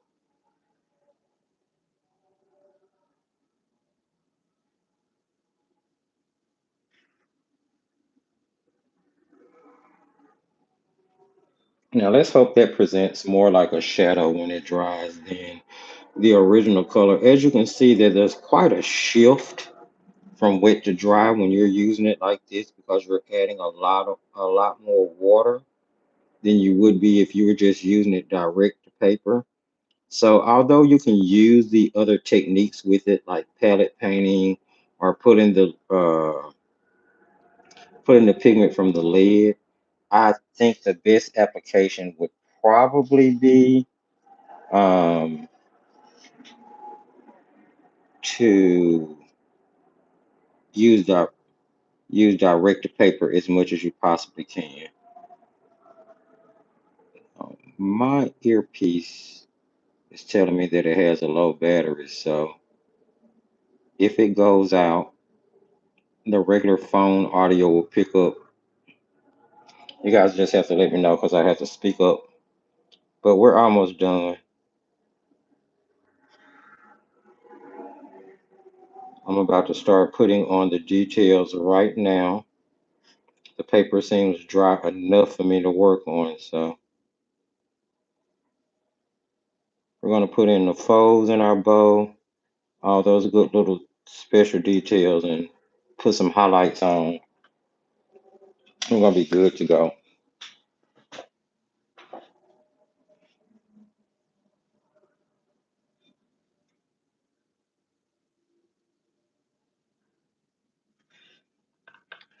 And let's get started here. I'm just gonna look back and forth between my photo and my reference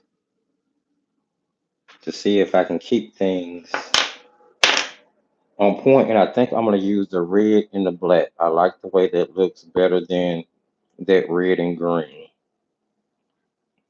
All right, so we're starting with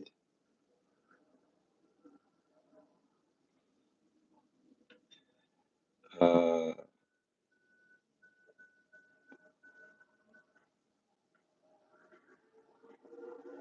our knot, which has a fold in the middle. And then we're gonna have plenty of striations off the knot on both the top and the bottom.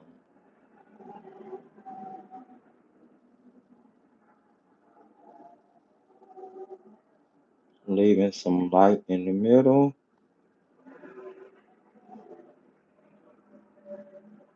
And it will be the same on both sides. More from the bottom on this side than the top.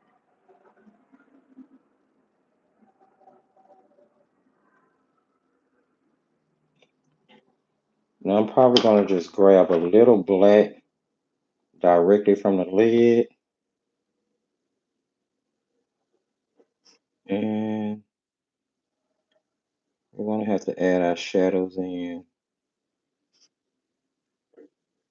But I don't think the black looks too bad.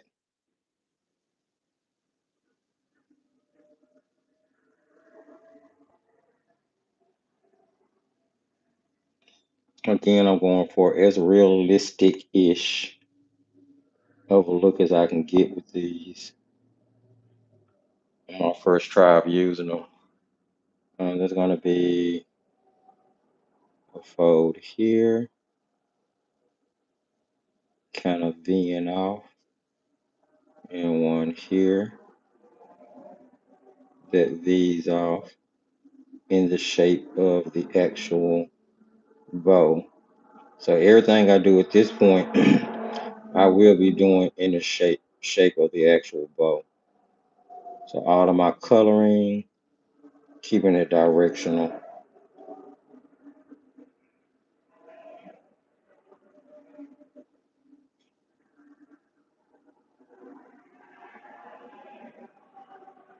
All right.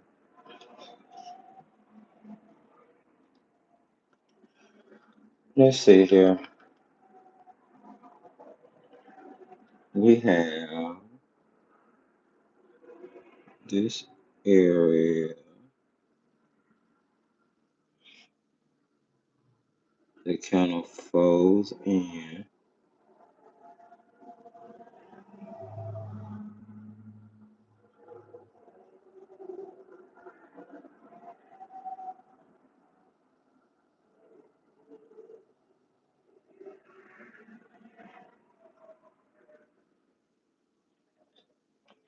Keep it light. And then we have,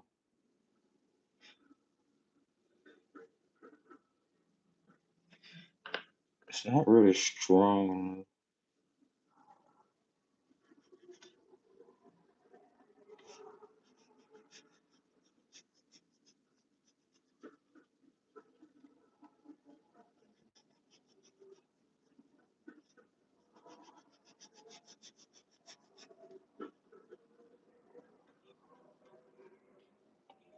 I kind of want to blend those in.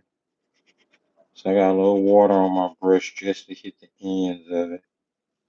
Hopefully it's not going to pick anything up. Excuse me.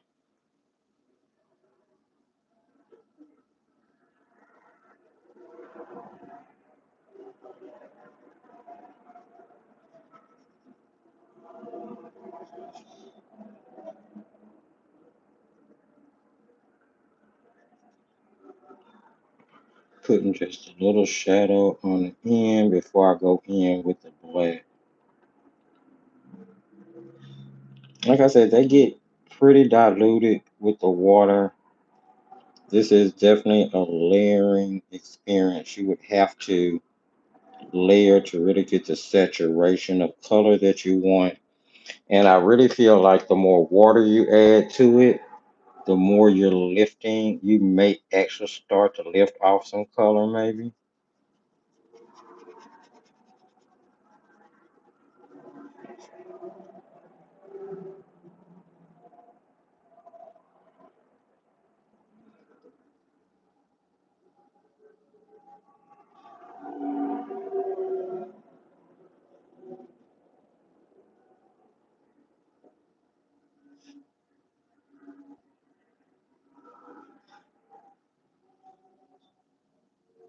And I'm just putting the black directly from the lid of the crayon at this point, just because of the saturation that I want.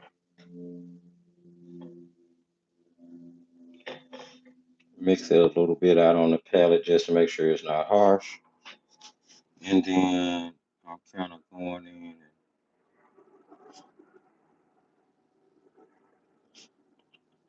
and increasing the shadow.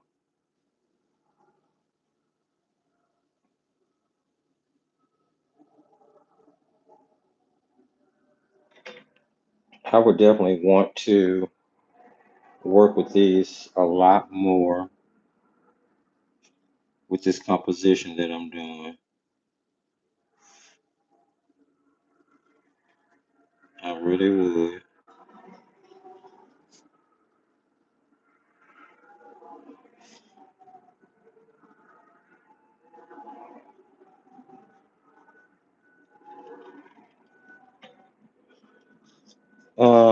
But not bad, not bad, not bad, not bad. Let's keep trucking here so we go ahead and get done.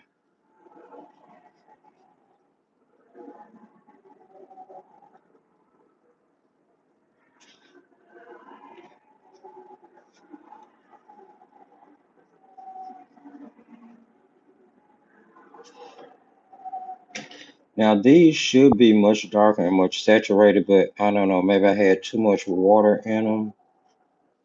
It's a little bit of a learning curve, not much of one.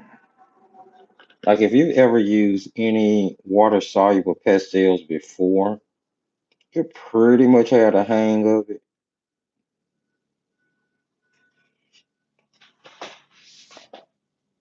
Pretty much had a hang of it anyway. Let's see. I need to mix a little bit more.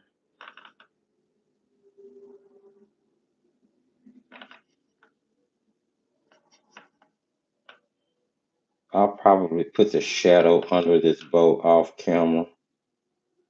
I just want to get the details of the bow done, and for us to have a quick painting under our belt where we try to use fine art techniques with this product to see, ooh, that's way too dark.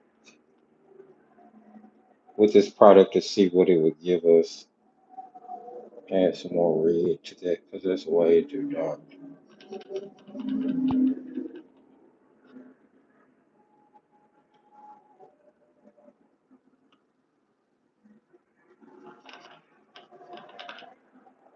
That's a little bit better. Almost like what we had. Uh,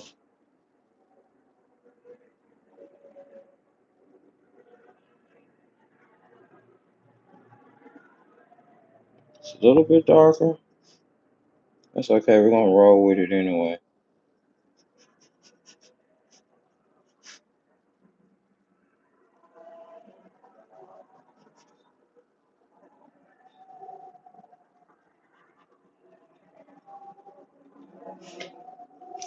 Maybe a little bit browner, maybe a little bit more saturated. Either way, it's gonna work out fine. At this point, we're just trying to get through it.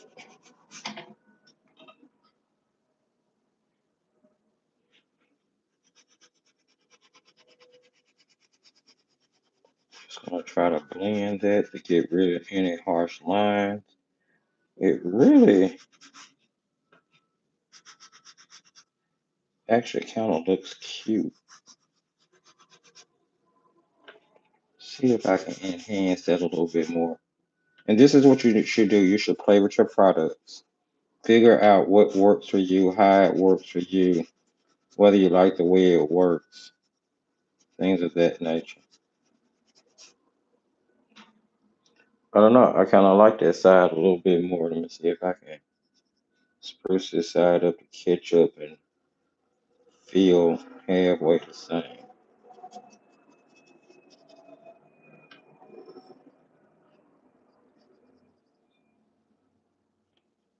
And you can see how each one of these layers is kind of stained. So it's definitely a transparent medium. You can get it opaque, but hey, it's completely on you. Let's work this other side.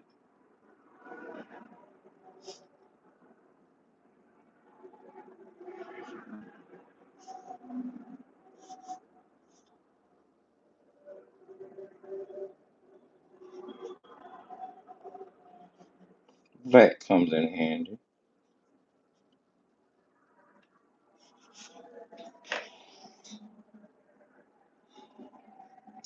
Might even want to go back and put a little bit more black in those shadow areas. It's just gonna depend on how much saturation I feel like I need once we get to the end of everything. For right now, I'm gonna leave it be.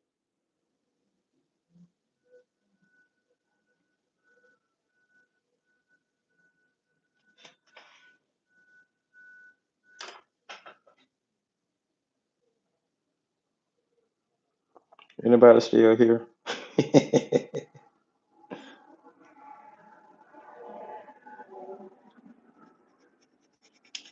you're still here, we're almost done. Almost done.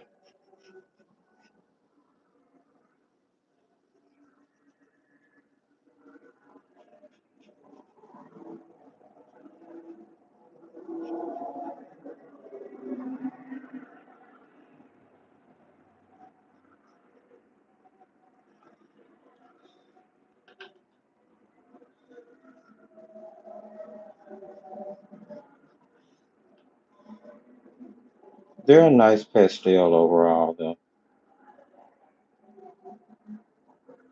I wouldn't dare take away from the quality of them. I wouldn't dare. The quality of them is super nice.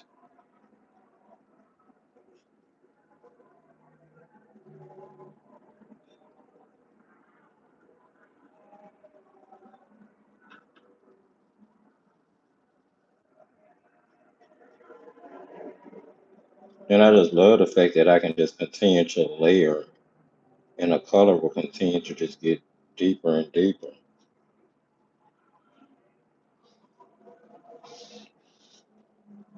Ruby, you're here? Good. Glad you're still here, friend.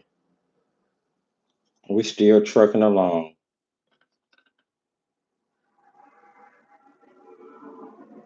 I kept trying to decide whether I was going to make this all one video or whether I was going to divide the painting um and the swatching up. I decided to just do it all in one video. Go ahead and get it over with, so I can just add these to the watercolor crayon drawer and keep on kicking because we have so many other products we need to get through. That Da Vinci review is coming up this Friday, and too long behind that we will have um, not too long behind it we'll have the tonic watercolor review,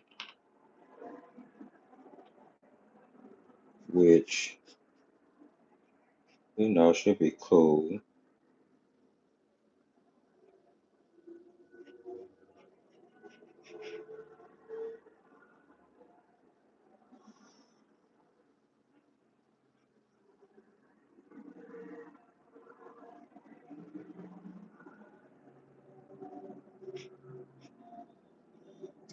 Um, then we will be busting into, we have those from Muhi. I don't think I have any. Oh, I have I finally opened the Paul Rubin oil pastels. And let me tell you, I was so disappointed. I'm doing a unboxing on the actual review. So, you'll get to see that when the review comes along, but I was pretty disappointed with opening those pastels. Now, I haven't actually used them, but just from the actual unboxing portion, I was a little like perplexed at exactly what was going on with them.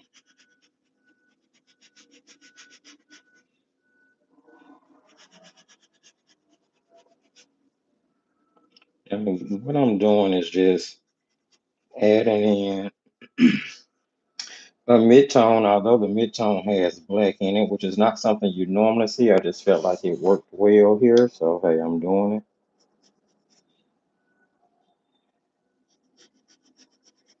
it. Definitely wasn't my original plan, but it seems to be working, so I'm working with it. Uh, to clean up right there a little bit. Marianne, you're here? Good, friend. All right, let's see. Let's get some detail down here.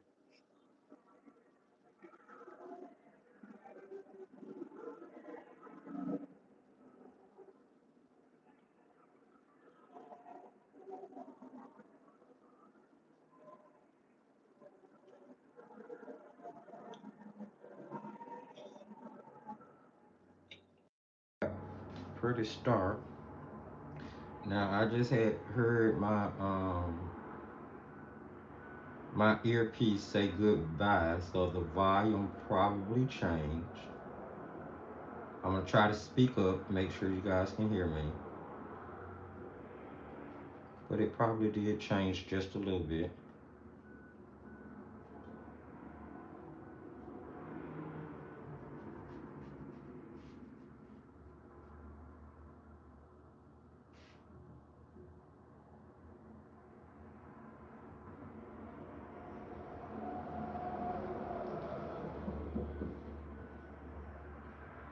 That's okay. Like I said, I'll try to remember to speak loudly.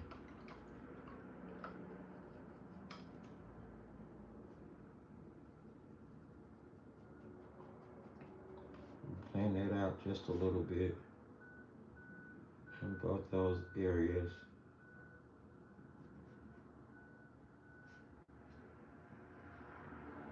See if I can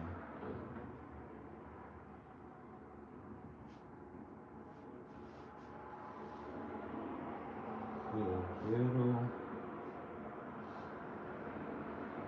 At this point, we're just etching out um,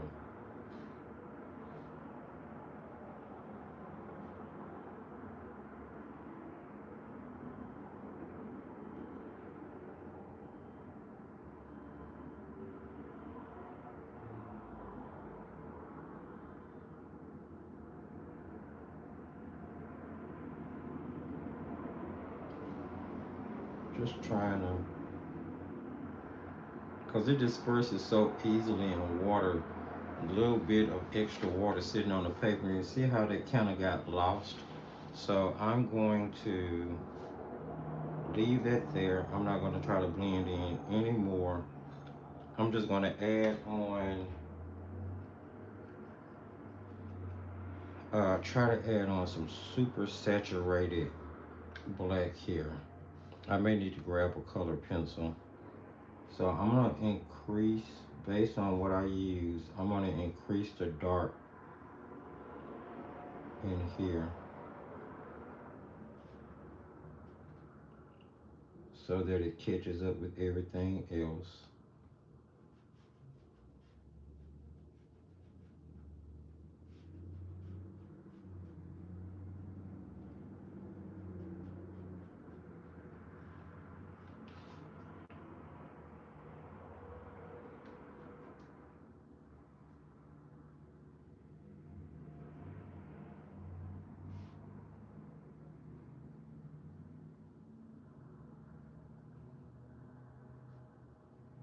Got a little carried away with the black. It's easy for us to overtake a painting if you don't be careful. So now I'm having to adjust my other darks to make sure that it still stands out.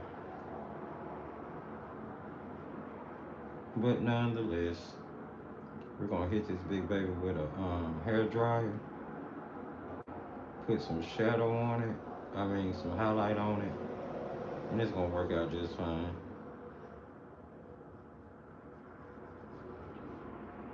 I have to clean up a little bit right there.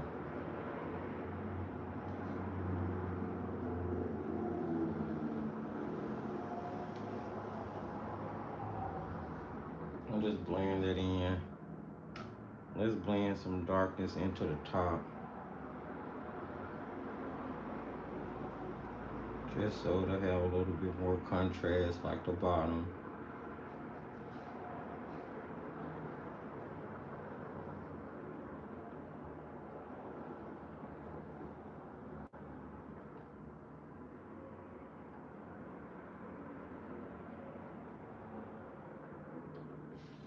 Okay, I'm just going to put on some highlights at this point. You guys can continue to work on this as much or as little as you want. You can continue to build. Keep in mind, as long as you're using the brush technique, you're definitely going to be controlling the amount of pigment you put on your paper. So you can keep going with this until you get it as realistic looking as you want to. I personally think that I have done enough with this to show you what the crayons are capable of. It's not bad looking at all. The only other thing I would do would be to put a little bit of emphasis coming off this side. Um, Trying to be as straight with it as possible simply because I've wet that area. And that's the thing, that's the only thing about them. If you wet an area, you better be ready to deal with the fact that that pigment is going to disperse quickly.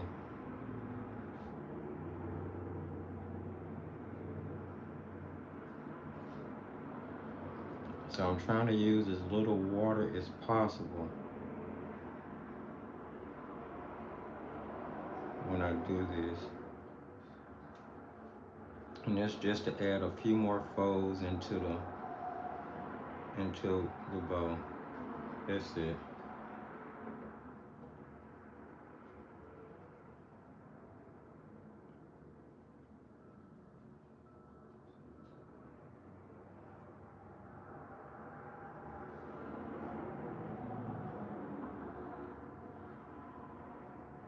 Feel free to use completely different colors than I'm using.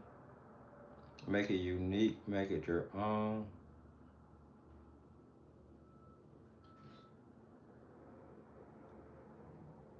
Now, if you're here and you liked anything that you saw today, don't forget to give this video a thumbs up, sprinkle a little love.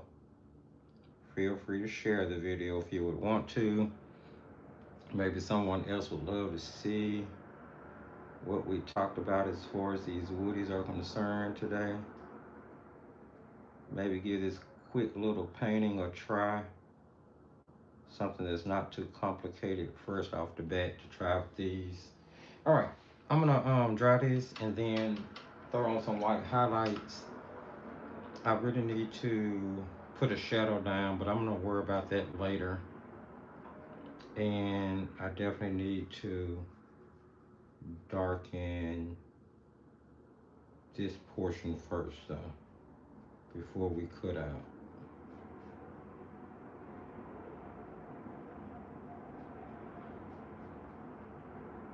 I'm just putting down a thin layer of black on top of the red that was already there. Doing it this way, the black is pretty transparent, so the red should still show through.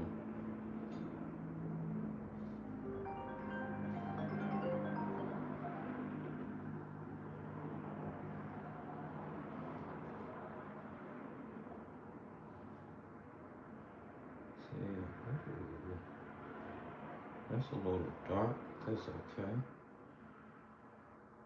What we need.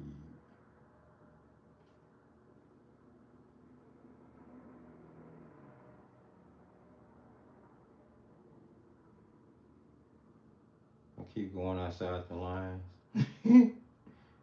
All right, there. That's good. I think you get the point. I think the bow has enough form. We used two colors, red and black, a little green. I didn't use a whole spectrum, but I put everything that has been done, and then I'm gonna wrap this up with some final thoughts on this entire Woody 3-in-1 Kabakle. I really do want to step up, punch up. I do want to punch up just a little bit. I do want to crisp up my foes here.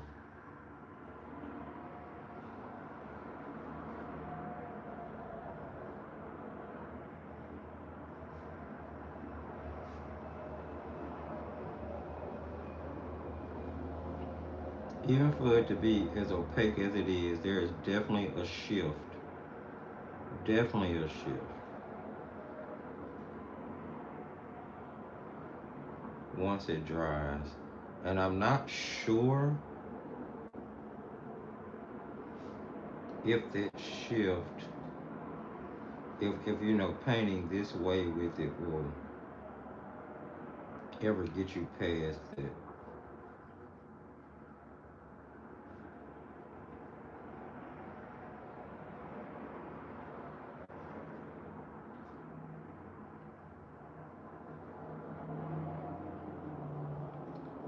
Definitely feel like they're better for direct paper contact use. I definitely feel that. This is a cute way to use them. Is it the most efficient way to use them? Probably not. But it is another technique. That way, if you have them in your arsenal, um, you now know that you can use them like crayons on the paper.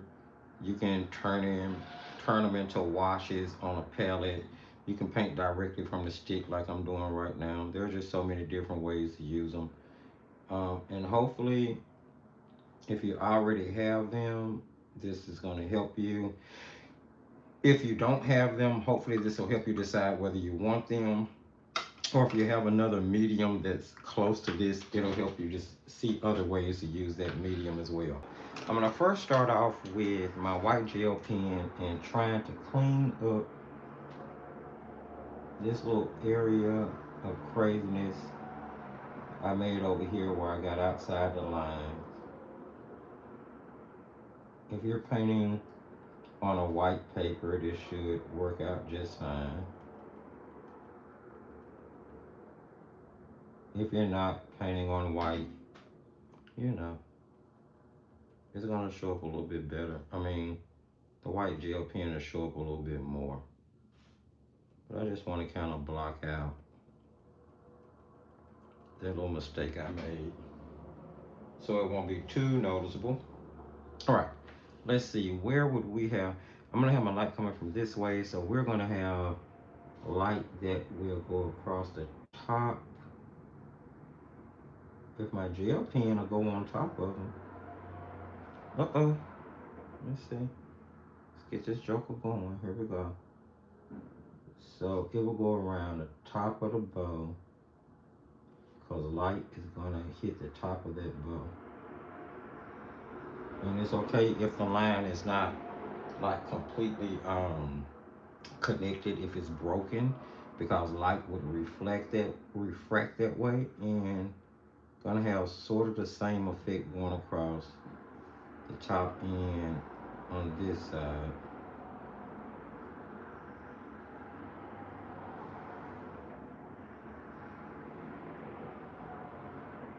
And I am going a little bit in with that so that the white will have something to stand up against.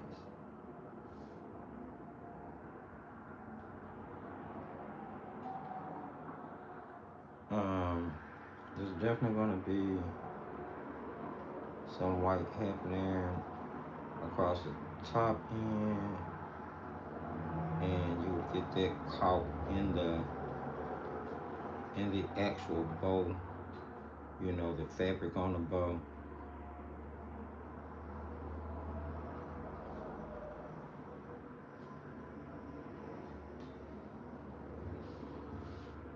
All right. We're gonna have,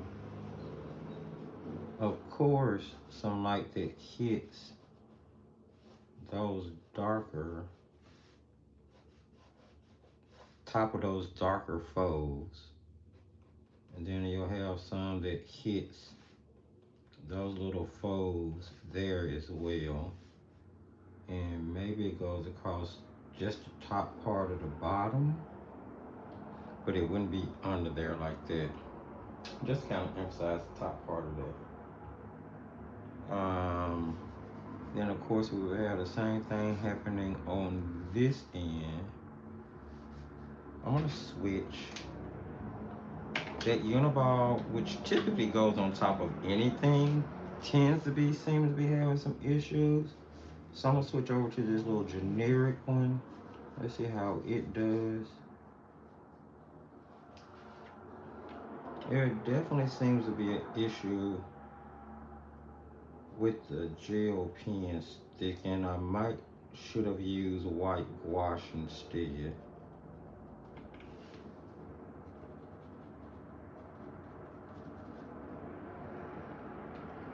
Definitely want to go back to that uniball. It was giving me bigger lines.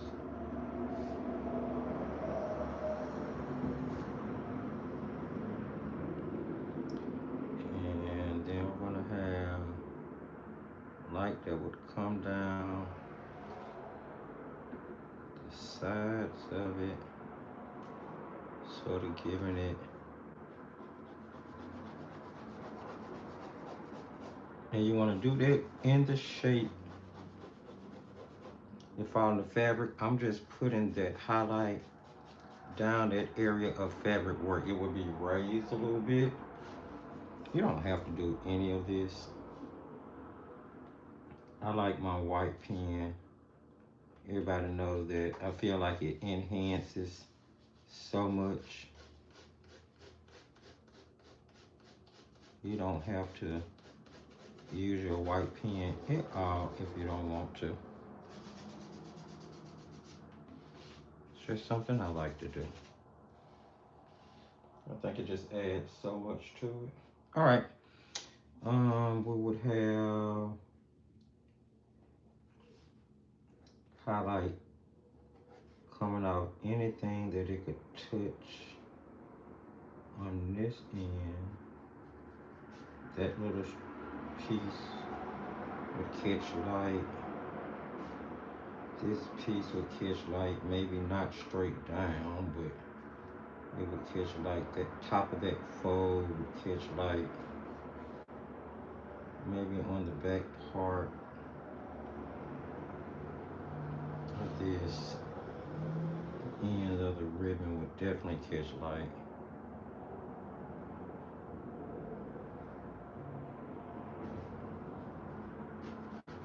Just a few marks in there to indicate it highlighting.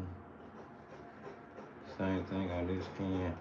Linear lines with your white gel pen can do so much to a painting you wouldn't expecting it to do. All right. I'm gonna call it done. I think that's pretty good considering what we've done today. I don't know if I'll eventually go back and put a background in this. I'm not sure if I'll just leave it like it is, call it. I do want to do something here to make that a little bit cleaner. So I'm gonna grab some white bleed proof real quick, throw it on the end of a brush, and just kind of brush over this area again.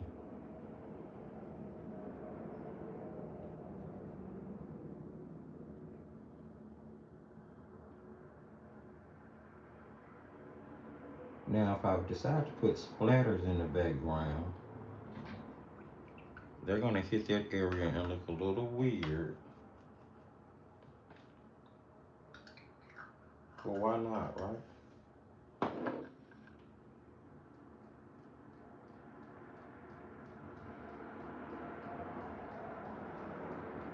Just to make a little festive background.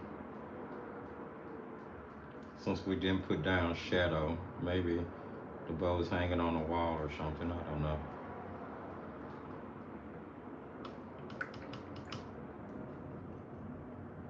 And we can do some of the darker one too, just to help keep it lively looking. So to have lights and dark value contrast everywhere. All right, there you have it, friends. Hopefully you enjoyed hanging out. If you're still here, thank you so much for sticking around. This was an adventurous video. I'm gonna wrap all of this up by saying this.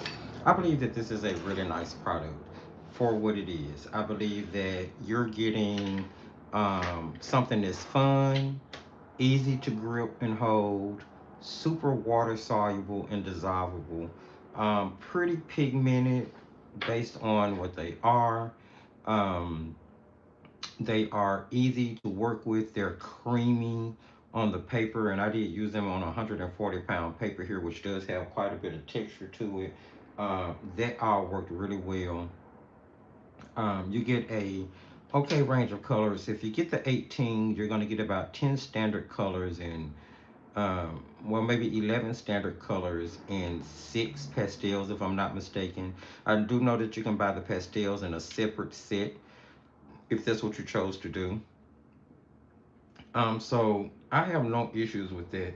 The grip, the actual quality of the pigment. The only thing I will note is that I'm not sure about the light fastness of these. I do know based on comments from the chat box that Stabilo does have a page that tells you about the light fastness of this particular product. What I did know is that there's a star range of 1 to 5. I would assume 1 being the most fugitive, 5 being the most permanent and light fast product. Of the 18 set, there are not many 5s. There's only like maybe 4 or 5. There's the black, the white, the red, the yellow,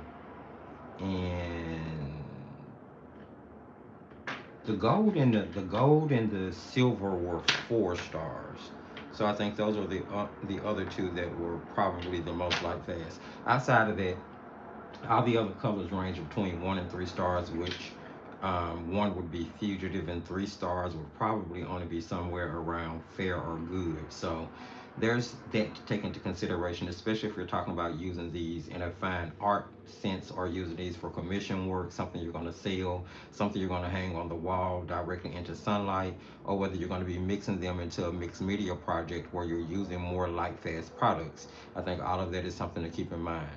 So outside of the light fastness, I don't find many faults with the crayons other than the price.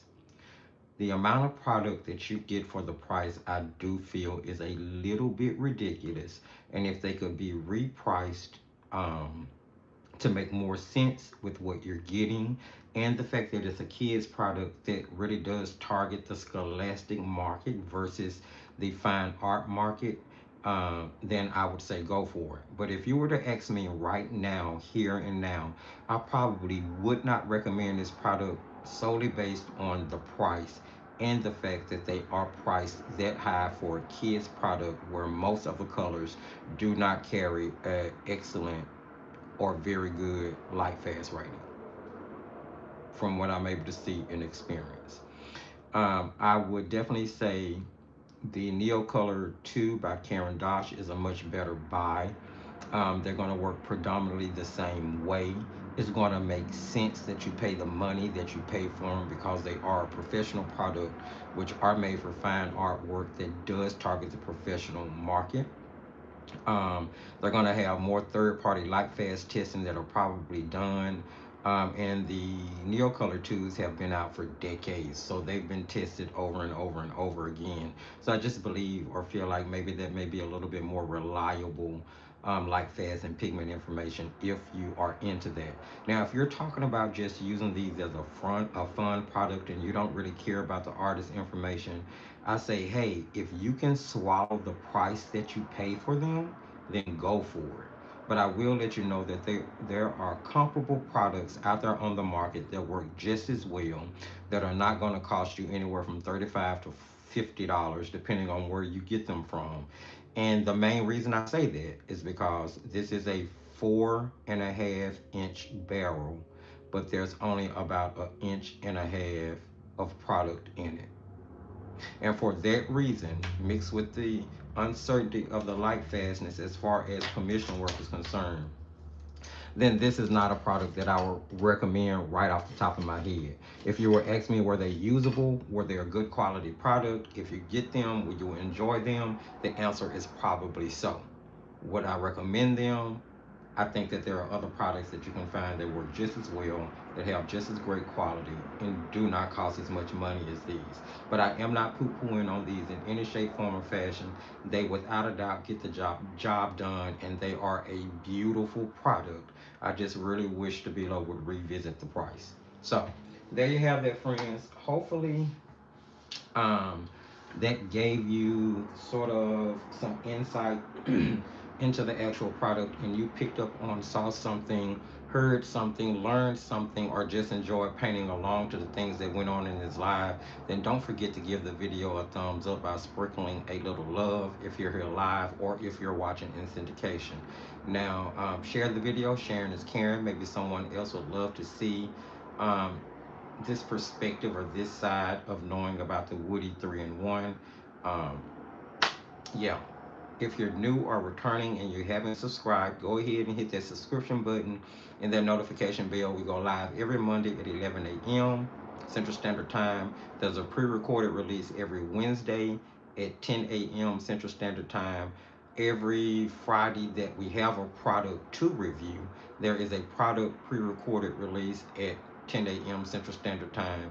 So definitely check all of that out. You can check the video description for all of the relevant links, the social sites. Check out the Defiant Art website. The most recommended product list is now part of the blog section for the Defiant Art website, but you do have a direct link in the video description to get to it. Be sure to check out the Thrifty Apprentice sponsored Facebook group. Follow over on Instagram. I will start doing lives over on Instagram starting next week. So if you are an Instagram member or over there, be sure to go follow, subscribe, so that you don't miss when those lives go up. Patreon, you can check the video description for the Patreon link. Check out Patreon, see if it's something that you want to join and become a part of. The Creation Station is fun, where we do a lot of experimenting with new products, sort of like what you saw go on today. I just shared this over on YouTube. Tonight, Patreon members, the post for Patreon will be going up shortly. And keep in mind, as I told you guys earlier, I am going to be tackling using soft pastels for the very first time over in the Creation Station tonight. So either come over and support me or come over to laugh along with me. Either way, we're going to try to have some fun. Jump in the video description one last time to check and see if anybody had anything to say, to offer. Don't forget, if you're watching in syndication and you have any questions, you can post them in the comment section. I will do my very best to answer them as quickly as possible. And if I don't know the answer, I will do the research and find the answer for you to the best of my abilities. All right. Oh, you're very welcome. Thank you for joining me for this live. Oh, Marianne, absolutely. Absolutely. Love to give an honest evaluation, right? Thank you. I appreciate everyone that says it looks good. Hello, Terry. That's okay that you're late. You can always rewatch it. And keep in mind, I will put edits in tomorrow. So if you want to wait a day or two to watch, where you just kind of get into all the nitty gritty without the back talk, then you can wait for that too. But it's definitely going to be up for you to watch whenever you want to.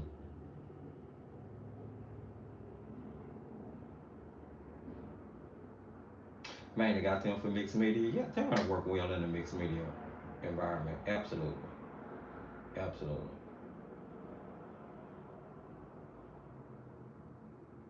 Yes, Terry, only about an inch and a half of the 4.5 inch barrel has color in it. Yeah, yeah, definitely. Come on tonight, Terry. Yes, Ruby, you ladies, come on. Like I said, if you're not a part of the Creation Station, consider joining. It has so much that goes on. We do weekly live every Monday at 8 p.m. Central Standard Time. There is a real time pre-recorded demo under the Just Keep Painting art series that drops once a month. There is a behind the scenes real video where all types of stuff goes on, which drops once a week, once every other week. There's Watercolor Sunday Fun Day, which is time for us to do another one of those, which may be this upcoming Sunday. But there's the Watercolor Sunday Fun Day series where we concentrate solely on water soluble products. um, we do all types of lessons and art history and delving into all types of things in that class. And it happens every other Sunday, something like that. It alternates with Palm Street. There are access to traceables, access to premium giveaways, access to a live chat that we're all in and kind of discussing things and talking back and forth in. So there's a lot of perks, and it's actually a very affordable compared to what I've seen most people charge for their Patreon. So definitely check out that link, check out the things that come along with the Creation Station, and join up. Join up if you want to become a part of that community. All right, friends, that's going to be a wrap for today. I need to go get ready for our Creation Station video live tonight. I need to do a little cleaning up around here. I'm going to go ahead and put these in the same like wooden drawer with my other water soluble products, because I'm not going to hang on to that the Woody's box. Oh, and one other thing I will mention, I did mention it earlier, but I just retouch on this. Keep in mind that these will not sharpen to a point unless you're going to use a knife or a craft knife to whittle away the wood in order to get them to a point. The pencil sharpener only sharpens them as about as blunt as they originally come in the package. And hang on to your pencil sharpener, because from what I understand, these don't fit in a standard sharpener at all. And the sharpener for these is anywhere from $5 to $6 standalone open stock price. That's pretty expensive for a plastic pencil sharpener. So keep all of this stuff in mind, friends. All right, go out, have fun, enjoy the rest of your week. For those who are not a part of Creation Station, I'll see you back here Wednesday for pre-recorded release, Friday for pre-recorded release, and then next Monday when we'll be right back here live. If you're a part of the Creation Station, I'll see you later on tonight, 8 p.m. Central Standard Time. Until then, friends, remember, as I tell you at the end of every single video, just keep creating.